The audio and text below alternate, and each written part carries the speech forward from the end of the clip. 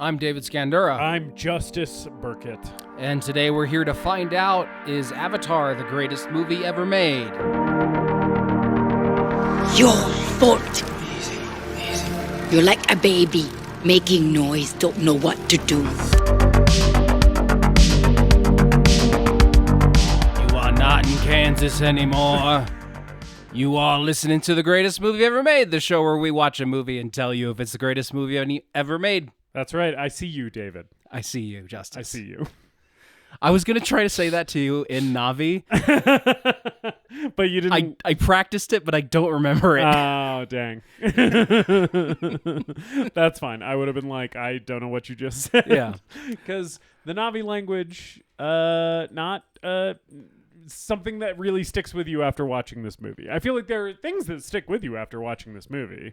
I'm not an Avatar has no cultural impact ass motherfucker, but I will say the made up language sounds good while you're watching the movie. Would not be able to like pick up on it outside of the film. Yeah, as opposed to like Klingon, you know, where it's like I feel like when I hear Klingon in the wild, which occasionally happens, believe it or not, I'm like, oh, that's Klingon. Whereas I feel like if I just heard someone speaking Navi, I'd be like, well, that's some bullshit. And even the scenes where like Neytiri is explaining what a plant or an animal is called in their language to Jake, it never sticks with you other than like a few things. Right. It'll be like blah, blah, blah, blah, blah, the whatever. Blah, blah, blah, Turuk Makto, blah, blah, blah. Yeah. Yeah. A movie that is so thoroughly entertaining or compelling that while you're watching it, it's the only thing that matters in the world. And the world being Pandora. Justice, before we get to today's movie, how are you doing? I'm doing good. I don't have anything to recommend this week, so I'm going to skip the recommendation. But yeah, I'm doing good. I have a couple of like lower key weeks here at the end of the year to look forward to before things kind of kick into high gear again. So looking forward to that. And yeah, I'm gonna spend some time with family over the holidays. That should be nice. How are you doing? I'm doing good. Good. I haven't heard that in a while. Yeah, I've had the week off, and I've spent a lot of time enjoying myself in a way that doesn't make me feel guilty. Yeah, I feel like the last couple of weeks, it's been like any time off that I've had or time to myself feels like I'm guilting myself into like enjoying watching a movie one night or something. It's like, oh, I feel like I'm like slacking off because I'm spending some time for myself or whatever. Yeah. Good. I'm glad you're taking some time for you. Yeah. That's important. Yeah. This week has been good. Yeah. And I'm hoping that continues. This is my last chunk of time off, so I don't really have time off during the holidays outside of like Christmas Day and New Year's. Yeah. But the holidays are usually at desk jobs pretty low-key anyway. Right. So hopefully you'll be able to kind of like, you know. I will be coasting. Yeah, through the last couple of weeks of Yeah. the year. I'm not going to lie. Yeah. And as far as things to recommend, I feel like I have like an embarrassment of riches where I've watched so many amazing things recently that I could recommend. Cool. But I'm not going to recommend any of those. Great. I watched a YouTube video. Have we ever done YouTube videos for recommendations? I've definitely done a YouTube channel. I recommended some video essayists one time. Okay. Yeah. There's a video on YouTube. It's actually a series of 2 videos by a guy named Chase Bridges on YouTube. And what he does is he tries to solve reveals of popular mystery TV shows before they happen. Yeah. And explains his theories. Cool. And it was just recommended to me on my algorithm, and he has one on Twin Peaks. Oh, fun. And sometimes you need to just watch some shit for normies totally. on YouTube. Totally. I don't want to, no hate to this guy or anything. Yeah. But it was so fucking funny to watch this guy try to figure out who the killer was. Who killed Laura Palmer? In Twin Peaks, a show that is the death of Laura Palmer, solving the murder of Laura Palmer is not really the point. Yes. Do you want to know who his primary suspect is for most of the videos? I'm gonna guess Dr. Jacoby. No. No? I feel like that's kind of a logical one, but also sort of silly if you think about it. So, I don't know. Who? Andy. What? and it there's times where he's playing it up a bit and like definitely trying to be funny, but there are other times where his theories come across as a little bit more serious. Yeah. But he suspected that Andy's like emotional outbursts were related to him killing Laura. As opposed to just being sort of a dummy. Right. Yeah. And he doesn't actually predict the real killer until like the episode before it happens. Oh, wow. He doesn't. I don't think he even mentions the real killer before it happens. Yeah. And I sort of think like maybe this isn't the right way to engage with art, but I don't think he was doing it in bad faith. It was just like, this is the thing that his channel does. Yeah. He did it with Riverdale. He did it with Yellow Jackets. Yes. He's done it with other TV shows. Yeah. But I was just very entertained by it. And then there were moments where he like had some theories about some of the supernatural stuff that's happening. Yeah. That basically is confirmed later in the show. Right. So he actually makes some good predictions along the way. Right. Yeah, it's like he's clued into what's happening here, kind of. Yeah. So if you've seen all of Twin Peaks and you want a real laugh, Yeah. watch those videos. That's fun. Yeah. Yeah, because you also did a Twin Peaks rewatch recently. The Return. I did a Return specifically. rewatch in 2 days. Yes, yeah. So you've watched The Return twice in 1 year. Yeah. Which was not something I had originally intended to do. Yeah. But, yeah, and I watched The Lobster, and I watched Fitzcarraldo, and I watched Akira Kurosawa's Kajimusha. Oh, cool.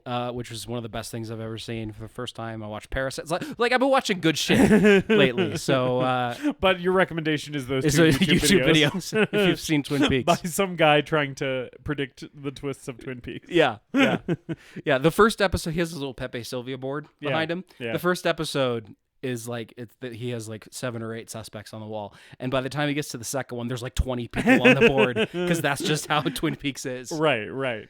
It's like, oh, now I have to think about Josie Packard and fucking Is Josie Packard involved? Is Norma secretly the crime boss that's running everything? Yeah. Is she behind it all? There's Jacques and Jean Reno. Yeah, they come up. Ben Horn comes off quite a bit. Yeah. Yeah. Ben Horn, not guilty of the murder of Laura Palmer, but guilty of several other crimes. Guilty of being my favorite character. Guilty of attempting to sleep with his own daughter at a brothel. Listen. Hear me out. This is not a Twin Peaks episode. No, we're not here to defend the actions of Ben Horn. We're here to defend the actions of Stephen Lang. Not in this movie. No. General Quaritch, Colonel Quaritch. Yeah, Colonel. yeah. Not a good guy. Stephen Lang, though, fucking, I think least controversial opinion about Avatar, Stephen Lang fucking rules in this movie. Like, yes. I can't imagine even an Avatar hater watching this movie and their problem being Stephen Lang. Because it's like, he's doing everything right. He's delivering precisely what you want from this character. Like in every moment that he's on screen. Stephen Lang is a very specific type of villain. Yeah. That is like one of my favorites, like a very narrow kind of genre of villain, which is live action Call of Duty villain. Right. This is he's the general who steps out of the back of the plane and shoots your character in first person before the end of the game. Yeah. Right. Yeah, he's like the guy in like a Call of Duty game who's like inside the US government and doesn't think that the US government is giving the military enough authority to act on their own. Yeah. And is like, I'm taking matters into my own hands. Yeah. And this These dude is goddamn bureaucrats and liberals are trying to tell me what I can do with my army. I'll torture civilians as much as I want. Why do you think I joined the Marines? Makes Not sense. to torture civilians? It makes sense because this is a huge Iraq War movie. Oh, yeah. Big time. Yeah. I mean, it came out in 2009. We knew what we were doing here. I mean, the production on this thing also lasted a long-ass time. So it came out in 2009. But, like, James Cameron was thinking about this movie in, 2003. So, like... yeah, it's clear where this is coming from. Yeah. He did start writing it during Titanic back in 95. Yeah. but put it aside to go do Titanic, and then a wise choice, one might say. Sure. Making Titanic. Sure, pretty good idea. Making Titanic before Avatar, I think, was a good move. Also, just making Titanic in general. I think a lot of filmmakers are probably kicking themselves that they didn't come up with that one. Well, they had made a bunch of Titanic movies before Titanic, Yeah. and then James Cameron made the last Titanic movie that anyone will ever make. He was like, what if I just destroy this genre of movie for everyone else forever? I'm forever associating myself with this historical event by making the best movie about it. You want to make another shipwreck movie? Good luck, motherfucker. Yeah. But he waited until the technology was there, and then he claims that seeing Gollum in The Lord of the Rings kind of gave him the hints that as far as like where visual effects and performance capture was heading, Avatar was now something that's feasible. So they started working on it in 2005. That's cool because, like, when you think about it, if Peter Jackson hadn't made Brain Dead, which kickstarted his career. I know he had movies before that, but Brain Dead was kind of a cult hit that, you know, elevated him to like his next level of status. You know, we can really thank Peter Jackson's Brain Dead for Avatar in a lot of ways. Sure. If you want to make that Pepe, so be aboard. Yeah. Peter Jackson, you know, makes a puppet zombie baby, and then there's a direct line to Jake Sully. Yes. A direct line to Blue Sam Worthington. Yeah, and it's the most successful movie ever made. He beat himself. This is also the fourth time we've covered him on the podcast. Yes. The third time that we've covered him this year. And at this point, we've covered like half of his filmography. Yeah. So I think we need like a solid break from Cameron. Right. We need for like a couple of years. Yeah, 2 years until we talk about James Cameron again. Which is fine because the next one of these isn't supposed to come out. I mean, obviously, we're releasing an Avatar episode because Avatar Fire and Ash is coming out the weekend that this episode drops. But after Fire and Ash, there's not another one of these slated to be released until 2029. So theoretically, the next time we're covering James Cameron could be until like that long. You know, he also might be making a movie about the bombings of Japan. Oh yeah. He had announced that. I don't know when that's coming. Yeah. But you know, who knows? It might be one of those failed Cameron projects that never got off the ground. Right. Really. Yeah. There have been a few of those. Yeah. What's your experience with the Avatar franchise? With Avatar, I saw, much like most of the world, I saw this first one that we're talking about today in theaters when it came out. I watched it one other time between seeing it in theaters and seeing it now again for the podcast. So this is my third total time with this first one. Okay. But I did not rewatch it in the lead up to Way of Water. I had rewatched it like some other time after 2009. Like, okay. Maybe in like, I don't know, 2012 or something. I've seen Way of Water once in theaters. You know, these are big theater movies though. Like, I don't like every time an Avatar movie is coming out in the theater, which has now happened 3 times, I'm like so stoked to see it in the theater. And then, like, the rest of the time, I don't really feel the need to watch these because they're, like, the theatrical experience is, like, such a big part of this franchise, you know? It's like sitting in a dark room with a huge-ass screen is really the way to experience Avatar. So, like, I'm not gonna, like, throw these on casually, partially because of the runtime, but mostly because, like, my living room doesn't really justify the epic experience. Yeah. you know? I watched a DVD because I have 2 copies of this. I have a Blu-ray. Yeah. And I have a DVD.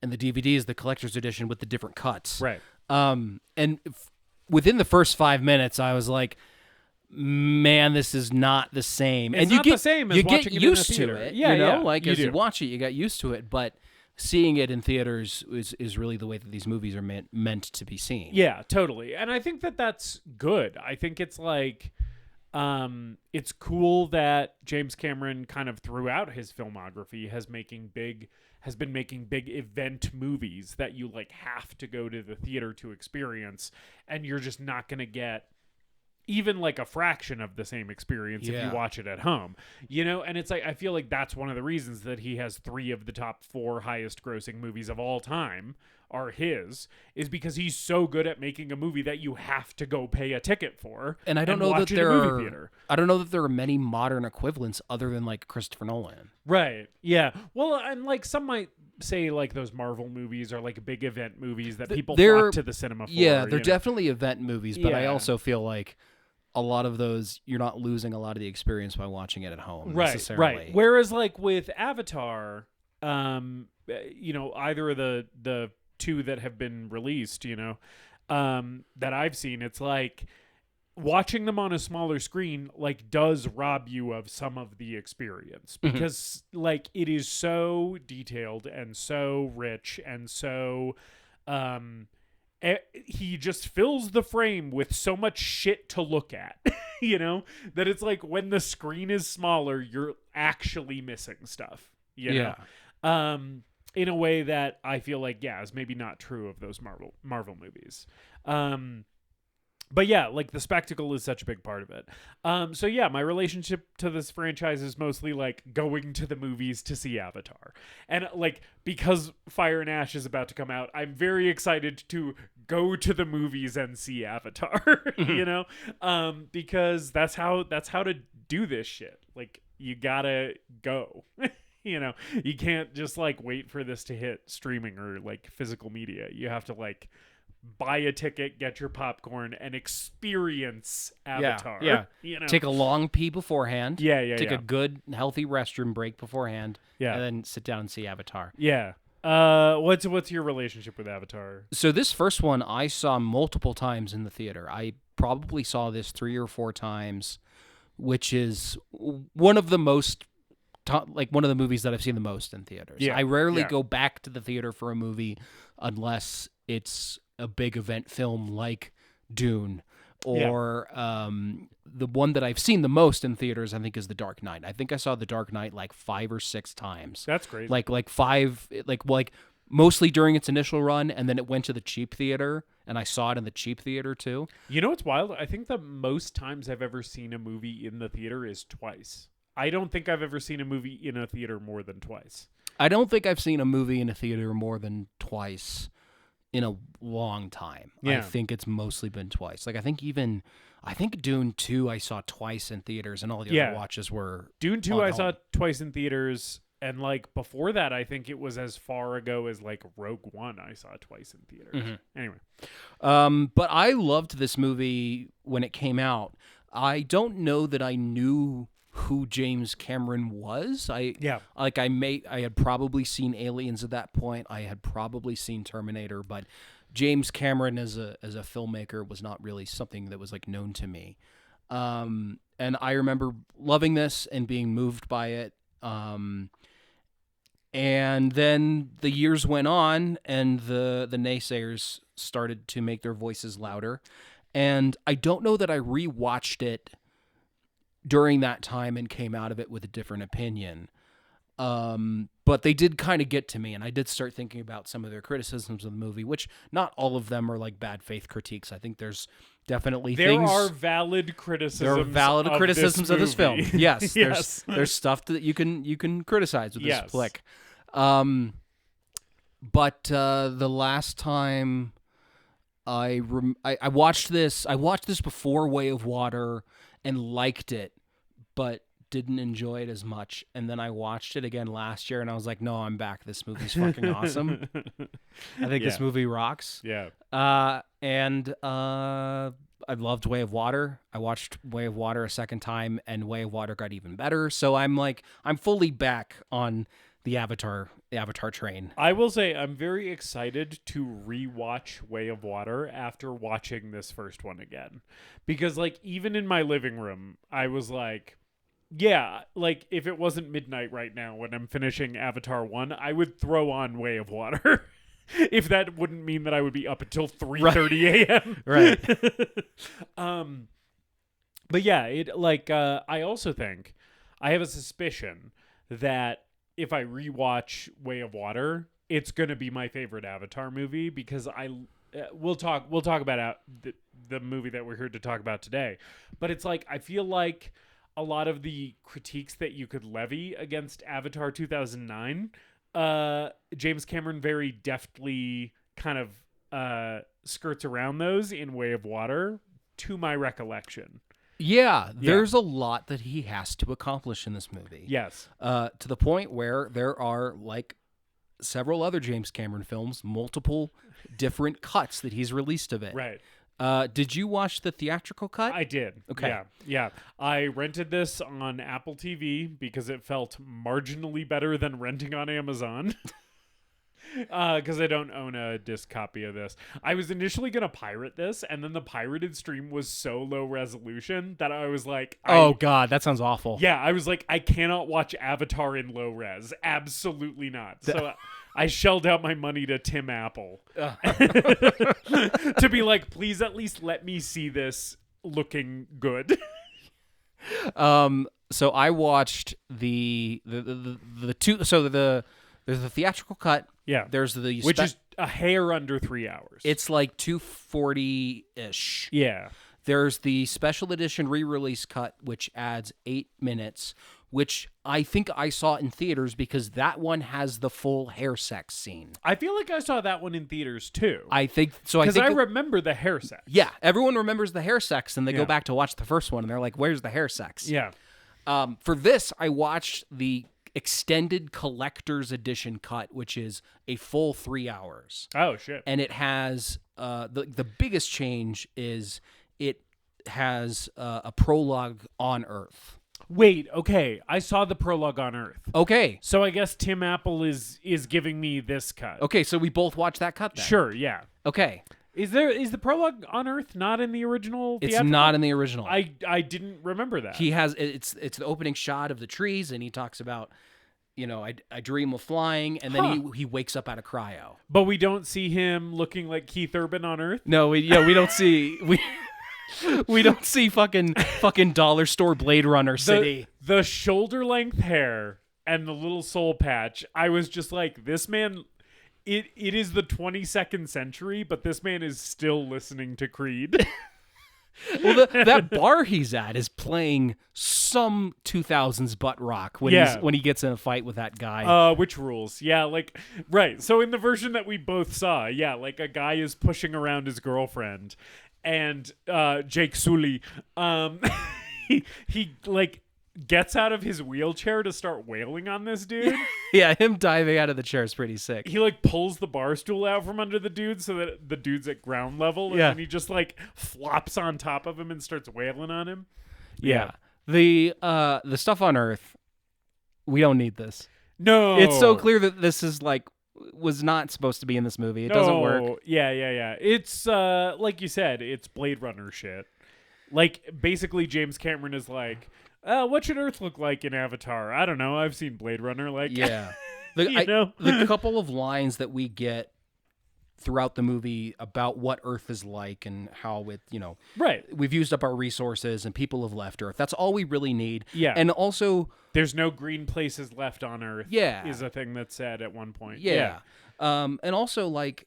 We understand Jake's relationship with his disability pretty well in what's already in the film. I feel like the movie does such a good job, and to credit Sam Worthington, I think through his performance you get a lot of like you get enough of that you don't need the Earth stuff, like I feel like he is playing the backstory, so you don't need to see the backstory. Yeah.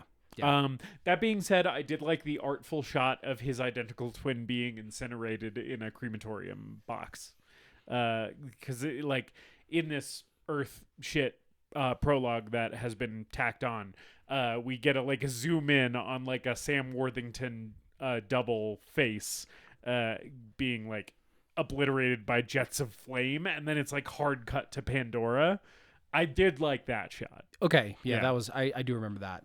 So the opening of this movie is there's a lot to talk about. Yeah, we're probably gonna jump around a bit, like we tend to do with these longer ones. Wakes up at Pandora and comes out of cryo, and it's clear from the beginning that like the military corporation that has shown up there is made up of ex-Marines who have joined, like ex-military guys who have signed up with a corporation looking for adventure. Yeah. And it's so clear that this is just Blackwater in space. Yeah, right. And it's the RCA, which stands for like Resources Consolidation something. Yeah. You know? And it's like a privatized military force. And all of these guys are like, yeah, I'm gonna like go find fame and fortune. I'm gonna like see the stars and shit. And then immediately it's like, oh, shit sucks so bad here. If you're human, this planet is like very inhospitable. The indigenous population, surprise, surprise, don't want us here. You know? And so instead it's like, yeah, you got Stephen Lang fucking whipping your ass into shape. Yeah. Yeah. I like how inhospitable the planet is. And like even being outside for a few seconds, you know, the atmosphere is not breathable. So you will die in a few minutes. Yeah. It's so clear that it's just like, we're not meant to be here. We've just found another planet to exploit. Yeah. And harvest its resources for our own benefits, and like we're doing the same thing that we've done countless other times throughout history in terms of colonialism. Yeah. I like that Pandora is not a planet, it's a moon. Yes. I like that it's a moon. Yeah. Yeah. It's we get the gas giant in the sky. Yeah, there's like a big blue gas planet that is the planet that Pandora orbits around, and it's like a habitable moon, and it's like, I don't know, it's cool shit when you're like seeing the reflection of the planet and the moon in the spaceship first, and then you like see it proper, like the reveal of that. Like James Cameron's always really good at that, of like teasing the big thing and then showing it to you in all its grandeur, you know. It also, like, this is the first time that like in a post Denis Villeneuve's Dune world, rewatching Avatar, I was thinking about Dune, is when like Jake Sully shows up on Pandora for the first time, and the planet is inhospitable and everyone's treating him like an outsider. And I was like, and that would continue throughout this watch of this movie, where I was like, just Denis Villeneuve's Dune was like a mind virus. Well, infecting every single scene of this movie for me this time around. Yeah, I think these movies are very informed by Dune. Right. Because obviously the book predated this movie. And yeah. It's so clear that Cameron is obviously, like, he loves science fiction, so he's definitely aware of Dune, if not he's read it.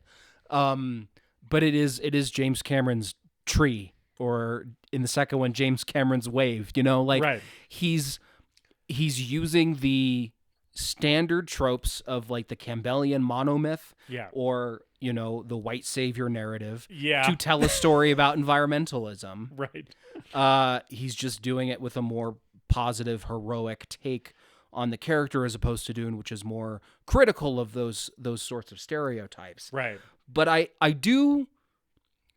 think a lot of people do level white savior criticisms at this movie. Yeah. I'm having trouble saying that word, apparently. I don't know how much I agree with them. First of all, he's blue. He's not even white. Okay. But he is white, though. He's a white guy in, like, so yeah. So we can just have this conversation now. Because I think I'm one of those people that levy those criticisms. I like this movie. I like Avatar. I think the criticism, this is a white savior movie that is problematic about indigenous people, is like so valid. And I think one of the things that is weird about this movie is that a white guy literally inhabits an indigenous body with his consciousness, and then at the end of the movie becomes indigenous. And I know they're blue aliens, but it's a metaphor. It can't be white savior if he's blue, Justice. It's a different color. But he has a white body, and then sometimes he has a blue body. He's still a white guy. He's in fact an Australian guy, disguising that accent, I would say, quite poorly. There's definitely times where the Australian accent leaps out. It's like, why not just let him be Australian? He can be an Australian Marine. It's the future. Nobody gives a shit. But yeah, like some of the criticisms levied against this movie for being like white savior stuff, or like the problematic depiction of indigenous peoples. And I think the movie does a little bit of legwork to like make it not super explicitly a metaphor for Native Americans, but it still basically is. Well, it's clear that I think he's taking influence from many different cultures. True. Yes. And there's think like Maori influence in places, and definitely Aboriginal Australians. Yeah. Yes. But it's like there's also a lot of Native American stuff kind of wrapped up in the whole Na'vi culture thing. And it's like a very rich white guy making a movie about like a white military man becoming indigenous, like literally, like he inhabits an indigenous body, and then at the end of the movie is like permanently in that body and in that culture. It makes me feel weird. You know, it's a thing about this movie where I'm like, I like Avatar, and also like this shit makes me feel weird. And I think to its credit, Way of Water basically just like is like, yeah, that was first movie stuff. We're not dwelling on it. This is where we're going now, you know? And like, that's one of the reasons I like Way of Water more potentially, is because it kind of leaves a lot of the problematic setup for this world in the past and just like moves on with the narrative. I think this movie does a great job establishing the culture, establishing the Na'vi culture and the Na'vi people, their biology, their traditions, everything like that. Also establishing that Jake Sully is not one of them. He's not meant to be there. Right. Until he is. But then we go on to the second movie, and that's a point of contention in the second movie. Right. Is that like him and his children that he's had with Neytiri have some aspects of human DNA. Right. And that's what makes them different. Right. And then we have so much going on with Quaritch. Yes. In that second movie. Yes. I see some of the criticisms. I don't exactly agree with all of them. I think it's a difficult thing that this movie does an okay job wrestling with. Yeah. And I also think like Cameron's intent is clearly to make a fully realized culture. And what I will say about this movie is that what is very clear is all of the indigenous culture stuff that is explored and exploited by turns. It's very clear that everything is well-intentioned, you know? It's like, and that counts for something, you know? That it's like James Cameron is trying to say something positive. It's just, I feel like he doesn't always fully succeed. You know? I think there's some clunkiness in the writing with this, definitely. And we'll talk more about that as we go on. Lots of stuff here setting up the world. We got Giovanni Ribisi as Parker Selfridge, who's just a deliciously, I love to hate this guy. This slimy little rat fuck.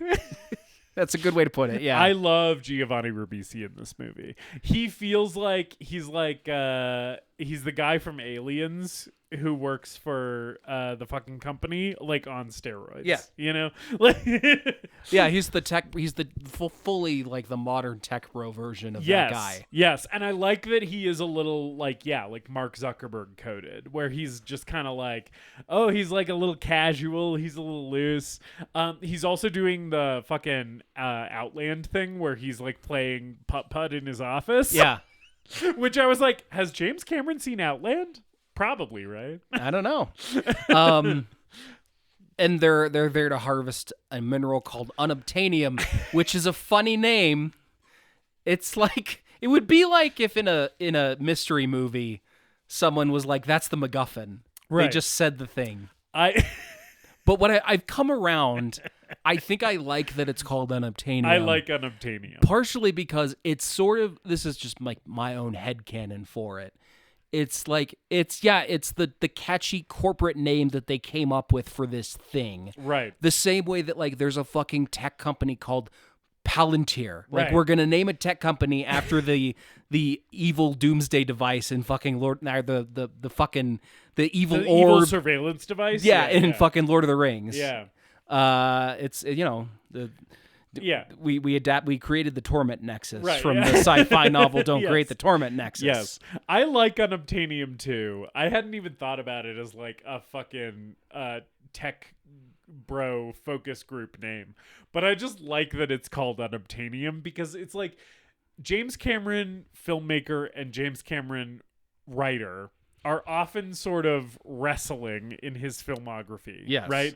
Where sometimes you're like, man, this guy is so fucking good at making movies. And then you hear some of his dialogue and you're like, holy shit. Did you have someone take a pass at this, Jim? You know? And like, sometimes I feel like that's a problem in his movies, but more often I'm sort of charmed by it.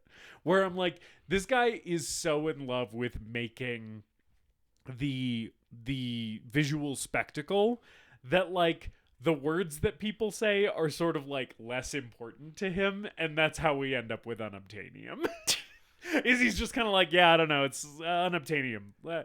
Here, like, let me spend another additional 18 hours on Zoe Saldana's face. Yeah. You know? Yeah, I mean, he knows what you're there for. Yeah. Like, and like, he knows what he needs to do. Right, I don't give a shit if it's called unobtainium Yeah. or not. Yeah. Yeah, like, I think this movie is a perfect example of what Cameron's strengths as a filmmaker are, and also what his weaknesses are. Yeah. Because he's there to get you to fall in love with the spectacle, so you fall in love with the world. Yeah. The substance in this movie comes from the visual aspect of the film. Totally. And fleshing out the world and making it feel real and lived in, and making it feel like you as a viewer can enter this world. The fucking expository dialogue isn't going to do that. No. He knows that it's not going to do that. Yeah. That's why the Earth shit was cut out of the theatrical release. Yeah. Yeah. So Jake Sully's there to take over his brother's place in the Avatar program. Yeah.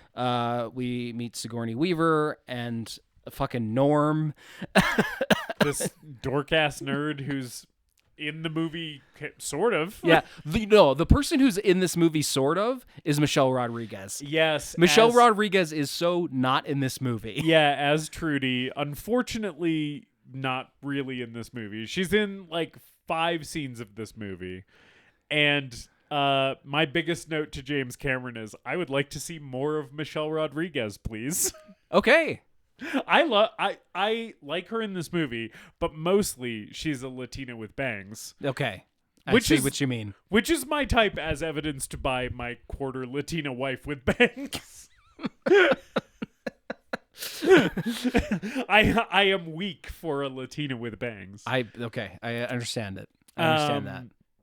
She's probably the hottest woman in this movie to me, which I know is not going to be an opinion shared by you. No. I have accepted Michelle Rodriguez's place in film history as the tomboy Latina in the action movie. Yeah. I've accepted that. Yeah. That's all I've really ever seen her do, and maybe she's done more. Yeah. But I like I her also, doing just her regular thing in this movie. I don't know that she's like that I love her particular thing. Every time I watch this, I'm like, why isn't she in the second one? And it's because she dies in this movie. She does die in this movie. And the movie does not spend a moment to mourn her. No. She blows up in a CGI ship explosion and then is gone from the rest of the movie and never mentioned again. She kind of gets the Aliens treatment, where a lot of the background characters in Aliens are just like kind of dying, and you're like, oh shit, that person's gone. Yeah. Yeah. No, the hottest women in this movie are Sigourney Weaver and Zoe Saldana. Yeah, that's what I figured you would say. Yeah. Specifically, Sigourney Weaver in her avatar body in the Stanford avatar tank top. the avatar-sized Stanford tank top that someone fucking made for her. I do like when human Sigourney Weaver gets out of the avatar pod and she's like, "Where's my goddamn cigarette?" That's her first line of dialogue. I know. That's great. She's got like a lab assistant whose whole job is to bring her a cigarette when she comes out of the avatar pod. James Cameron giving us a little nod that he is one of the guys who popularized smoking in space. Yeah, of course. yeah, and you know, reminding us that he is one of the reasons that Sigourney Weaver's a star. Yeah, and bringing her back in a different role, but it definitely capitalizes on her strengths as like a lady known for doing these kind of big, muscly action movies. Yeah, certainly way less weird than her appearance in Way of Water, where she's playing a child. Yeah, yeah. I'd have to watch Way of Water again. I think she's excellent in Way of Water. No, I think she's excellent. It's just a weird way to use Sigourney Weaver. And Sigourney Weaver's a great actress, so she makes it work. But it's like, okay, so Sigourney Weaver is now playing the immaculately conceived child of her own avatar body. Yeah. In mocap. Yeah. I think Wes Studi and the guy who plays Sute are cast in Fire and Ash. But I don't know how they're coming back because their characters are dead. Yeah. Who knows? People don't stay dead in Avatar. There's precedent for that. Right. Sigourney Weaver came back. Fucking Stephen Lang came back. Stephen Lang came back. You can just make a guy with all the dead guy's memories in Avatar. Yeah. That's a thing that's been established in the second movie. I'm really waiting for all bets are up. I'm really waiting for Jim to call Arnold and have him show up, and I just need. I would love Arnold Schwarzenegger as a Na'vi. It's like, I don't know what I want more: is Arnold Schwarzenegger as an army guy or as a Na'vi? It'd be cool if Arnold Schwarzenegger came in as like the CEO of RCA. Yeah, like if it was like, here's like the guy who runs the whole RCA, and it's Arnold Schwarzenegger. Just let him puff on a stogie. Yeah, and show up. Alternatively, like giant blue Arnold Schwarzenegger would also rule. Jake Sully. Jake Sully. Ewa has chosen you. We have to get back to the Tree of Souls. You are Torak Maktal. So do it now. Yeah, him delivering one last get to the chopper in a James Cameron movie. Oh man. Oh, fucking one final get to the chopper before Arnold Schwarzenegger heads to the grave. Get to the chopper, Jake Sully. Jake Sully. The vehicles. The sky people are coming. The vehicles in this movie are a thing I wanted to talk about. Yeah. And you see a lot of them in this early section because we're with the humans a lot. And then you see them more at the end.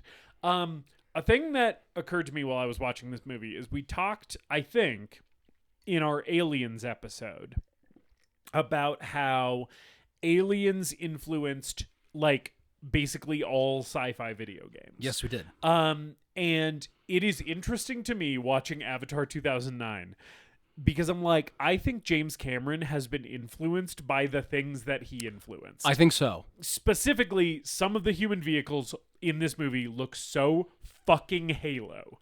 There's a ship that just looks like the Halo Pelican. And I'm like, I think James Cameron has, like, it's like an Ouroboros eating its own tail. Yeah. Where it's like, because James Cameron made Aliens, Halo exists, and because Halo exists, Avatar has this shit in it. You know, I don't think it's a. I noticed that a lot too on this watch, especially. I think the design of the ships and the technology is video game influenced. I think the visuals sometimes don't exactly hold up as well over the years, and the movie sort of looks like a video game. Yes. I also think kind of the structure of the movie is kind of like a modern video game too. Yeah, true. Like, you know, we're at like the tutorial stage where Jake has to learn how to use his avatar body and learn a bit of the language, which he learns how to use his body pretty quick, which freaks everybody out. Yeah, I do like that sequence where they're like, slow down, and he's like, I'm gonna run, motherfucker. Yeah. And then, you know, he has to survive. He loses all his weapons and has to survive. Right. You know? I don't know. Maybe I'm stretching with that last one, but I do think you're right. I think there is a big video game influence on this movie. We already mentioned Stephen Lang. I think Stephen Lang also kind of feels like the sort of Space Marine character that you would see in like Doom or Quake or any of those like early shooters or stuff like Halo. Right. Yeah. And again, like Halo, like we talked about in the Aliens episode, like all the characters in Halo are just aliens, guys. Yeah. Yeah. So yeah, it's an interesting thing where it's kind of like James Cameron iterating on his own thing that other people have like adopted and kind of like taking other people's riffs on his thing and reincorporating it back into the biggest movie he's ever made. I feel like the impulse to give a giant mech a big knife, a big Rambo knife, is like can only come from the mind of someone who's played video games. Yeah, yeah. Or I don't know, watched anime. Which is also a thing with this movie where I'm like, is James Cameron an anime fan? Because there's just some shit in this movie where I'm like, this feels... Yeah, I know what you mean. It feels like there's shit in here, especially like the big collective hive mind that is Pandora. Yeah, you know. Yeah, and he was going to make Alita Battle Angel, and that eventually went to Robert Rodriguez. Yeah, but that was something that he was developing for a while. So I think he has knowledge of anime and some love for it. Yeah, Jake Sully shows up. He's taken over the Avatar program for his dead brother. Stephen Lang is like, I want you to be my mole on the inside. I want you to ingratiate yourself to the locals. So he's kind of playing both sides. He's doing the scientist thing, and then he's also doing the military thing. In one of those scenes where Quaritch asks Jake Sully to get intel on the natives, he is benching like 365. Yes. I tried to calculate it because it looks like he has 4 45 plates, 4 25s, and 4 10s. Yes, I was doing the exact same math you were. But then he also talks about how the planet's gravity makes people soft. Yeah. So 365 on Pandora might be lighter than it is on Earth. And that's why he's benching that much weight. Yeah. It's because he's like, yeah, I got to add weight to the bar because this fucking planet's gravity is like making me weak. Yeah. Yeah. I love Stephen Lang. I love that he's covered in scars. I love his big eagle tattoo. I love that he also gets on his Na'vi body when he becomes a Na'vi in Way of Water. He re-gets the tattoo. Yeah. Yeah. I like that he likes the scars. He's like, I got this on my first day. I thought about it, but then I thought I liked it. Yeah, yeah. Reminded me of this place or whatever. Right. He wanted to like... Stephen Lang is... Yeah. You cannot kill this man. No. You cannot stop him. He's invincible. He is the sword of American imperialism. Yeah. Made into a man. I do kind of think this is one of my favorite sci-fi villain performances. Yeah. Even though I would not necessarily say Avatar is like top 5 sci-fi movies for me, I will say like Colonel Quaritch is really, really up there for me in terms of like bad guys that I just love to watch in a sci-fi movie. As good as Giovanni Ribisi is at being like a slimy little fuck in this movie, the main attraction really is Stephen Lang. Yeah. If you're an Avatar naysayer, come back to this movie for Miles Quaritch. I love when he's in the big mech suit talking to Jake Sully and he just starts doing shadow boxing in a mech suit. This guy rules, dude. I like his big revolver. Yeah. That has like a big stupid sci-fi sight on top, and then there's something also on the like they're just sticking shit on guns in this movie. Yeah. And he has a big silly revolver. James Cameron's great at just sticking shit on guns. Also evidenced by Alien. Yeah. I also love it's later in the movie, but I love all the times in this movie when Quaritch is taking big breaths and then holding them so that he can just hold his breath in the alien atmosphere. Yeah. So that he can shoot at people. Yeah, it's fucking rad. It's so sick.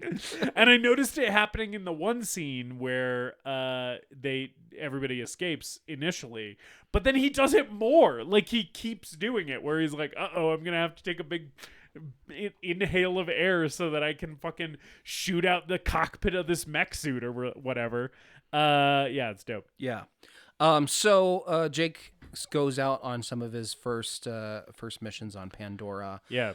A lot of this stuff is stuff that is added to this cut, which is just like more flora and fauna and seeing more of the world. Yeah. And all of this stuff is really good. It's cool. I like seeing more creatures and more plants. I love like the sort of childlike reaction that he has to some of these things, and yeah, touching a plant to see how it reacts to you and stuff like that. Yeah, I like those like big mushroom things that like turn real tiny when you poke them. Yeah, yeah. There's also the scene at the schoolhouse that they had built for the Na'vi children. Yeah. That's been abandoned, and this is not in the original movie. No. And I think some of the stuff with the schoolhouse becomes a running theme in this cut. Some of it I like, but some of it I don't like. But I really like the scene where we go there. Yeah. And I do think it's funny when James Cameron kind of looks directly at the screen and states the theme of the movie, which is when they find the Lorax in the schoolhouse. Yes. Where it's like, oh, right, okay, yes. I understand. Conservation is important. Yeah, yeah. I think that was the thing that people said. It's like it's just Fern Gully in space. It's Dances with Wolves in space. Yes. And like I think Cameron's aware of the kind of big totemic stories that he's drawing on when making this movie. Yeah. Yeah. Totemic stories like Dr. Seuss's The Lorax. Yeah, dude. Yeah, man. He speaks for the trees, motherfucker. Yeah. Somebody has to. They notably can't speak for themselves. Yeah, they run into a big hammerhead rhinoceros thing. Yeah. And then there's like a jaguar thing. Yeah. I wish I remembered the names of these things that they state clearly in the movie. Yeah. But, yeah. They kind of gloss over me a little bit. Like, not in a bad way. Just kind of like, oh, yeah, that's some bullshit that I heard. You know? But yeah, like I like the design of these creatures a lot. I think the animals on Pandora that James Cameron sort of fleshes out the corners of the world with, and sometimes really centers, like the flying pterodactyl things. The Ikran. The Ikran, yeah. I know that. Like I feel like they're very creatively designed. You can sort of see some influence from Earth animals, but they feel so alien that it is kind of hard to describe them, which I think is a working in this movie's favor, where it's like, yeah, the alien world feels so alien because it's like these like hammerhead rhino things have like these big like frill things on their heads that they use to like warn each other and like mark territory and shit. Yeah, they both are beautiful creatures and also convey a sense of danger. Yeah, they're like imposing. Yeah, and you get the sense that some of those design techniques were made with like how would this actually function in the real world? Yeah, it's right. It's made with that in mind. It's very well thought out. I also like that like everything on Pandora is bioluminescent, just because it like works in favor of the whole spectacle of this movie. Yeah, because everything glows in the dark. Yeah, you know? I like a lot of it. Some of the night scenes become a little garish for me, and I don't. Yeah, and I think it's a problem of like the way the CGI has aged, which most of it has aged beautifully. Yes, this is the thing about this movie is like I would say 85% of the time this movie still looks incredible. There are still shots in this movie that look photoreal. And then 15% of the time it looks like a PlayStation 3 cutscene. Right. Right. And it's like, yeah, it's a mixed bag. Yeah. You know? Yeah.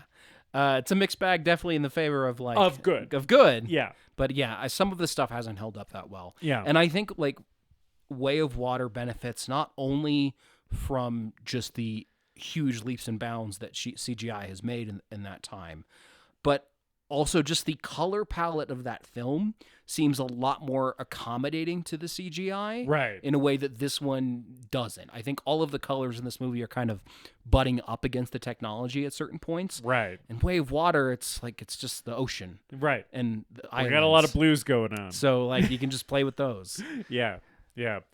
Yeah, I think one of the times that the CGI looked the worst in this movie for me is actually like close to where we're at, because like Jake is with the whole like research group with Sigourney Weaver and everybody, and then like they get separated because this jaguar lizard thing attacks, and Jake Sully's like running away from it. He like goes down a waterfall.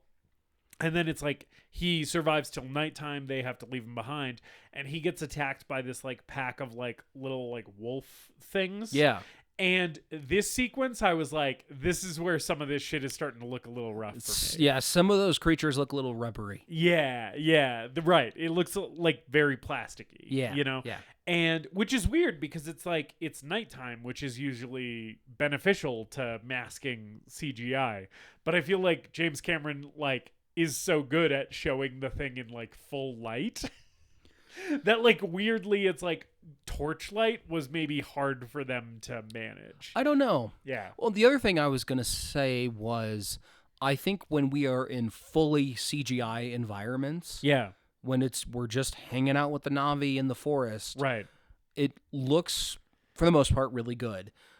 When we have the CGI characters on a practical set, Yeah. and interacting with real people, like I think one of the worst looking CGI scenes is the first scene where Yes. Jake wakes up in the Avatar body. I would agree with that. I like that scene, but I do think it looks not great. Yeah. Yeah. I think putting the two together doesn't quite work. I think when we have time in the practical world, things look good. When we have time with CGI, things look good, but putting Yeah. them both together doesn't always mix well Yeah. in this film. I would agree.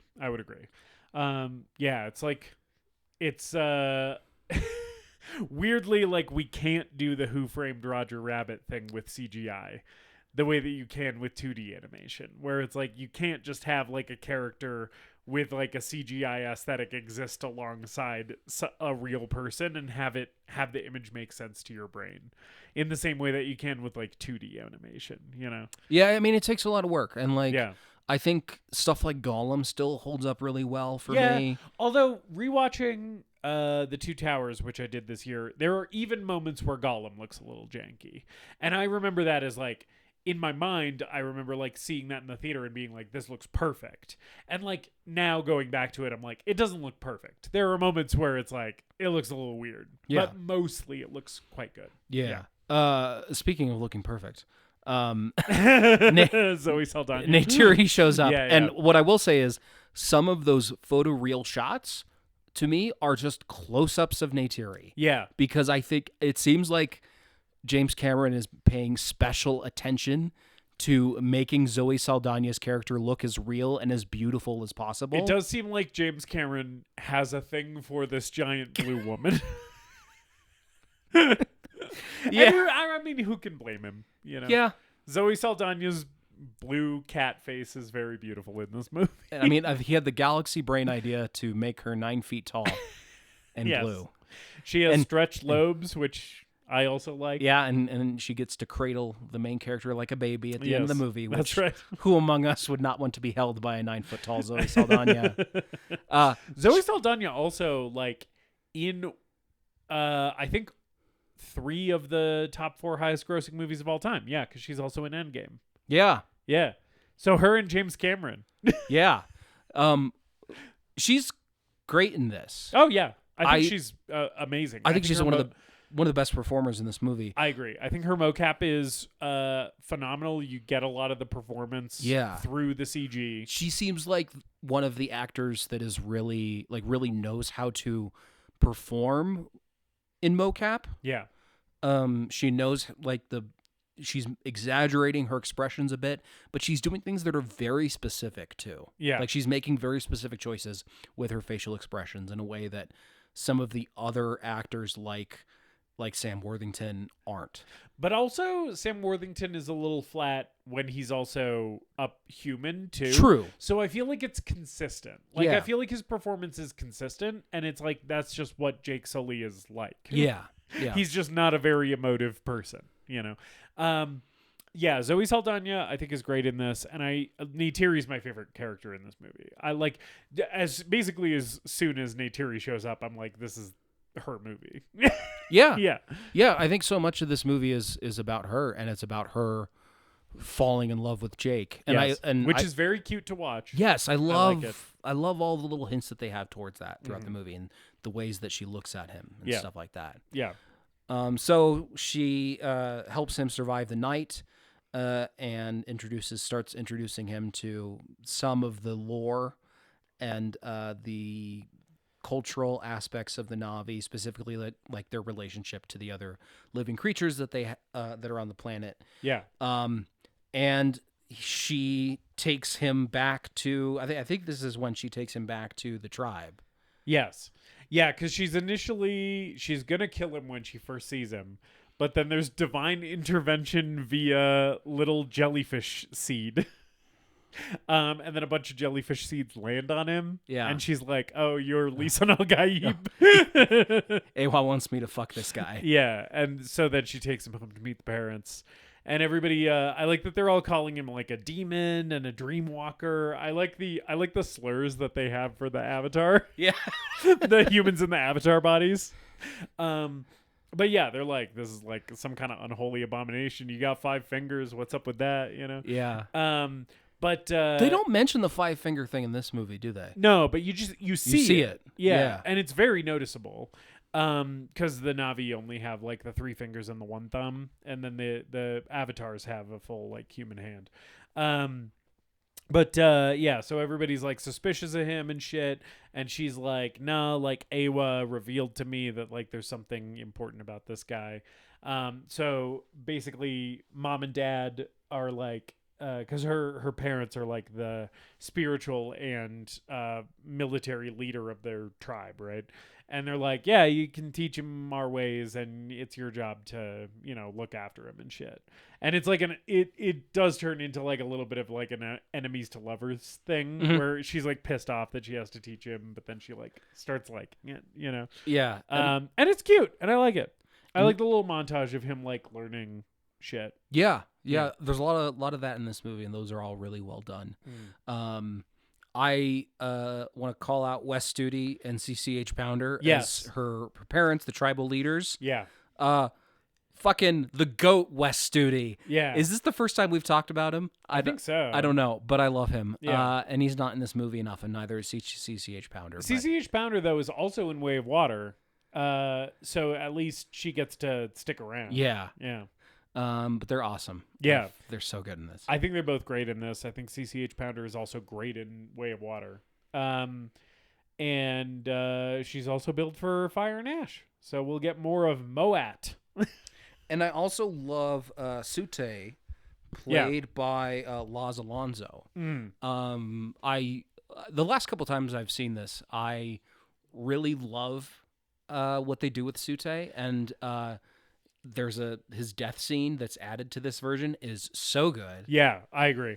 I like that it's not a thing where Jake Sully has to end up like killing him or beating him in any way. Like basically once Jake Sully becomes Turek Makto, Sude is like, all right, no, yeah, it's fine. Yeah. Like, you rode the big dragon, I get it, And it's like, it doesn't turn into a power struggle. He just like is like, yeah, no, we can share responsibility for the clan or whatever. Right. And I'm like, I always like that that's a choice that this movie makes, where like they don't make these guys butt heads more than they have to. Yeah, it doesn't feel like they force it. It always feels like Sute is coming from like a real understandable character motivation. Right, where he's like, this guy's a fucking outsider. I don't trust him. I don't like him. And then once he earns his place, he's like, all right, you're fine. Yeah. Yeah. I also like Norm being really jealous that Yeah, me too. that Jake is in good with the natives. He's like, you don't even know who Awa is. How are you at home, tree motherfuck? He's like, I've studied all my life for this. Yeah. And just like watching a guy who has never read the textbook just ace the exam. Yeah. While you've spent hours studying. Yeah. He's just like, fuck this guy. Yeah, I like Norm being jealous, but I also like that Norm also eventually kind of falls in line and is like, all right, I'm on Team Jake Sully actually, because this guy's got the juice. Yeah. Jake Sully has to prove that he's got the juice. He has to learn to ride a horse. He's got to learn to ride a dinosaur. Lots of learning to ride things. I like it. You got to plug your little braid into cool animals. stuff. I like it too. I like the horse riding. There's I like that they got their nostrils in their necks. Oh yeah, That's pretty dope. yeah. Yeah. They added a hunting scene to this version that's awesome. Yeah, where think he has that's- to do his first clean kill. Yeah, I think I liked that. That's later in the movie. Yeah. This is all. Some of this, the added stuff that I'm talking about, is just in Way of Water with less dialogue, and there's more of it. Yeah. So I think that's one of the things that I like about Way of Water more than this movie. Right. Is that it just kind of lets you sit with the visuals and doesn't feel the need to explain itself as much? Yeah, this movie just has to set up the world and has to like give you more information about the culture. Lots of Sam Worthington VO. Yeah. The Sam Worthington VO, I think, is necessary. Yes, totally. It's also a little intrusive and not always very well written. And it's also one of the places where the Australian accent slips out the most. Is in Yeah. the VO. Yeah. Where like suddenly you'll hear a word and you'll be like when I came to Pandora, I didn't know what I was in for. You're like, oh. Hearing an Australian guy doing an American accent saying "oorah," Hoorah. like that's not a Marine. No, yeah.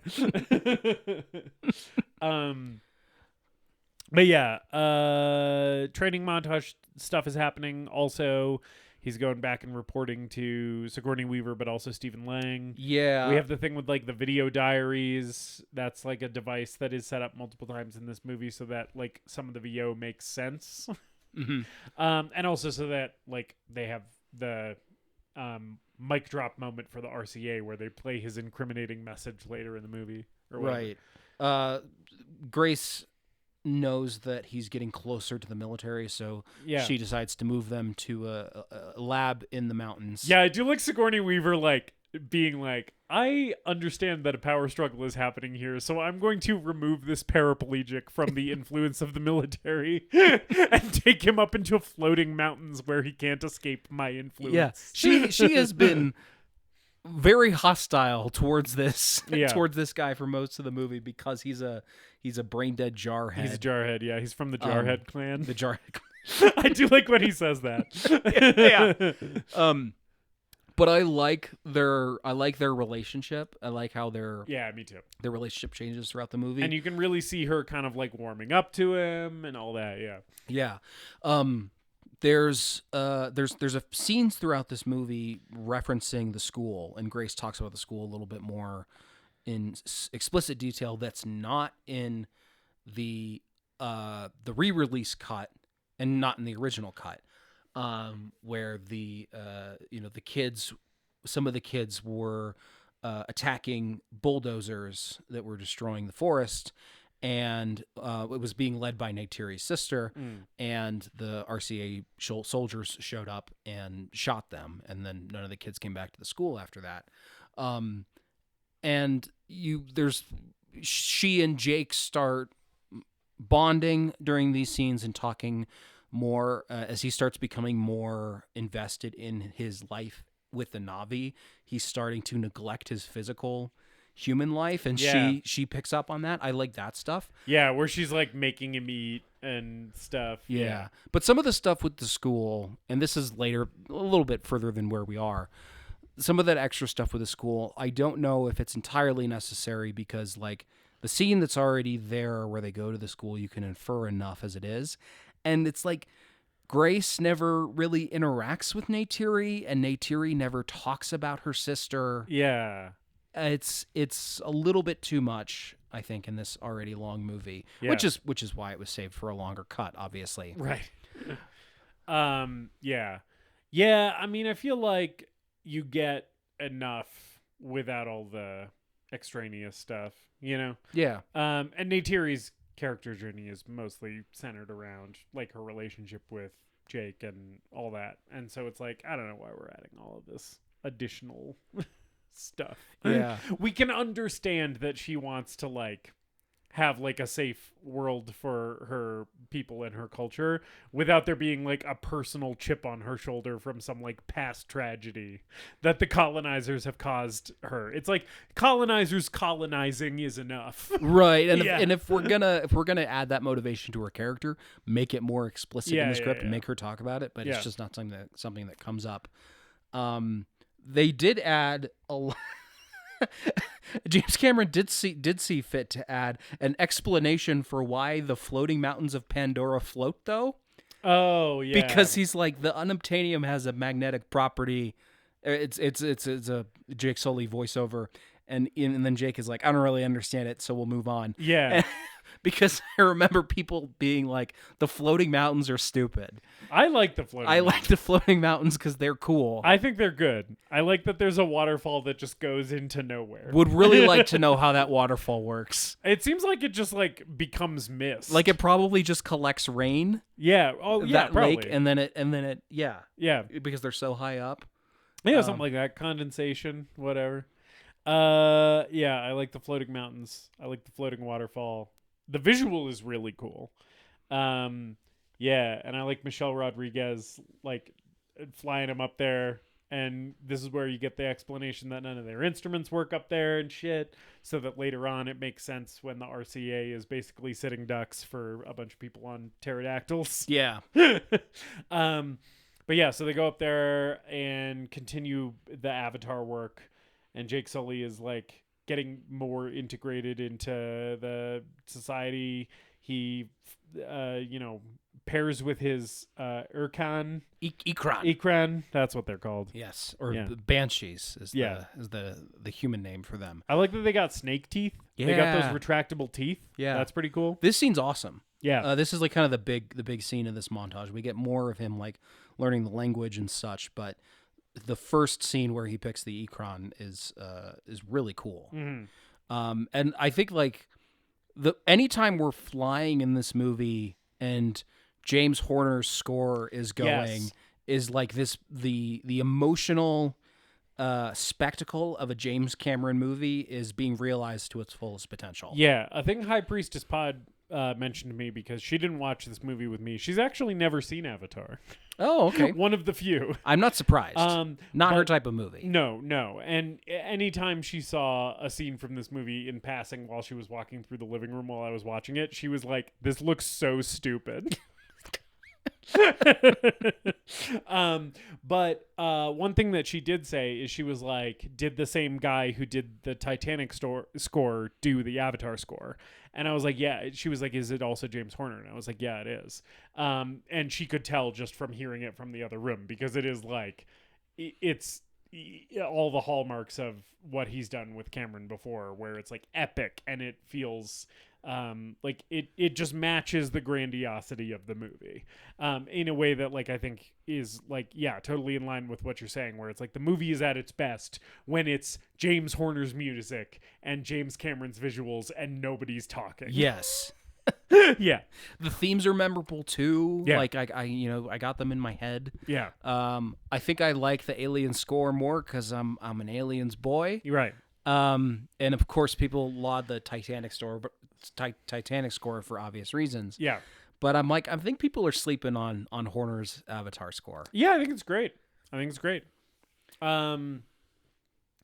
So yeah, he this whole scene where he's like wrestling with the Ikran, and he's like got his like legs wrapped around its head. He's like trying to get his little braid plugged into it and all that is like fun. And then yeah, the flight sequence afterwards. And then everybody's kind of like, "Hey, you did it." Like who knew? White boys got white boys got skills.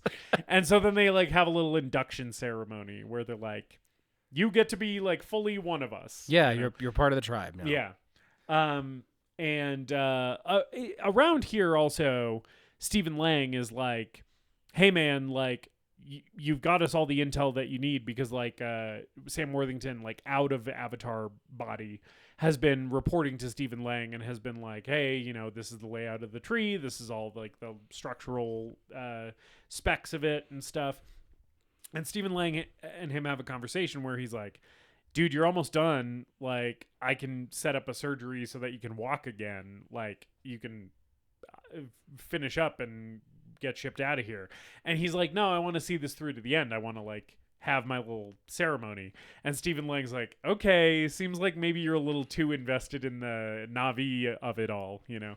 And then, yeah, he has a little graduation ceremony and he fucks Zoe Saldana. He just wants to be at the cookout, yeah, and get in good with his girlfriend's parents, yeah, so he can hit that. Yeah. And you know, they go to the special trees where you can hear your ancestors' memories, and then they put their braids together and they fuck. Okay, we have a couple things to talk about. Yeah. We'll talk about the hair fucking. Yeah.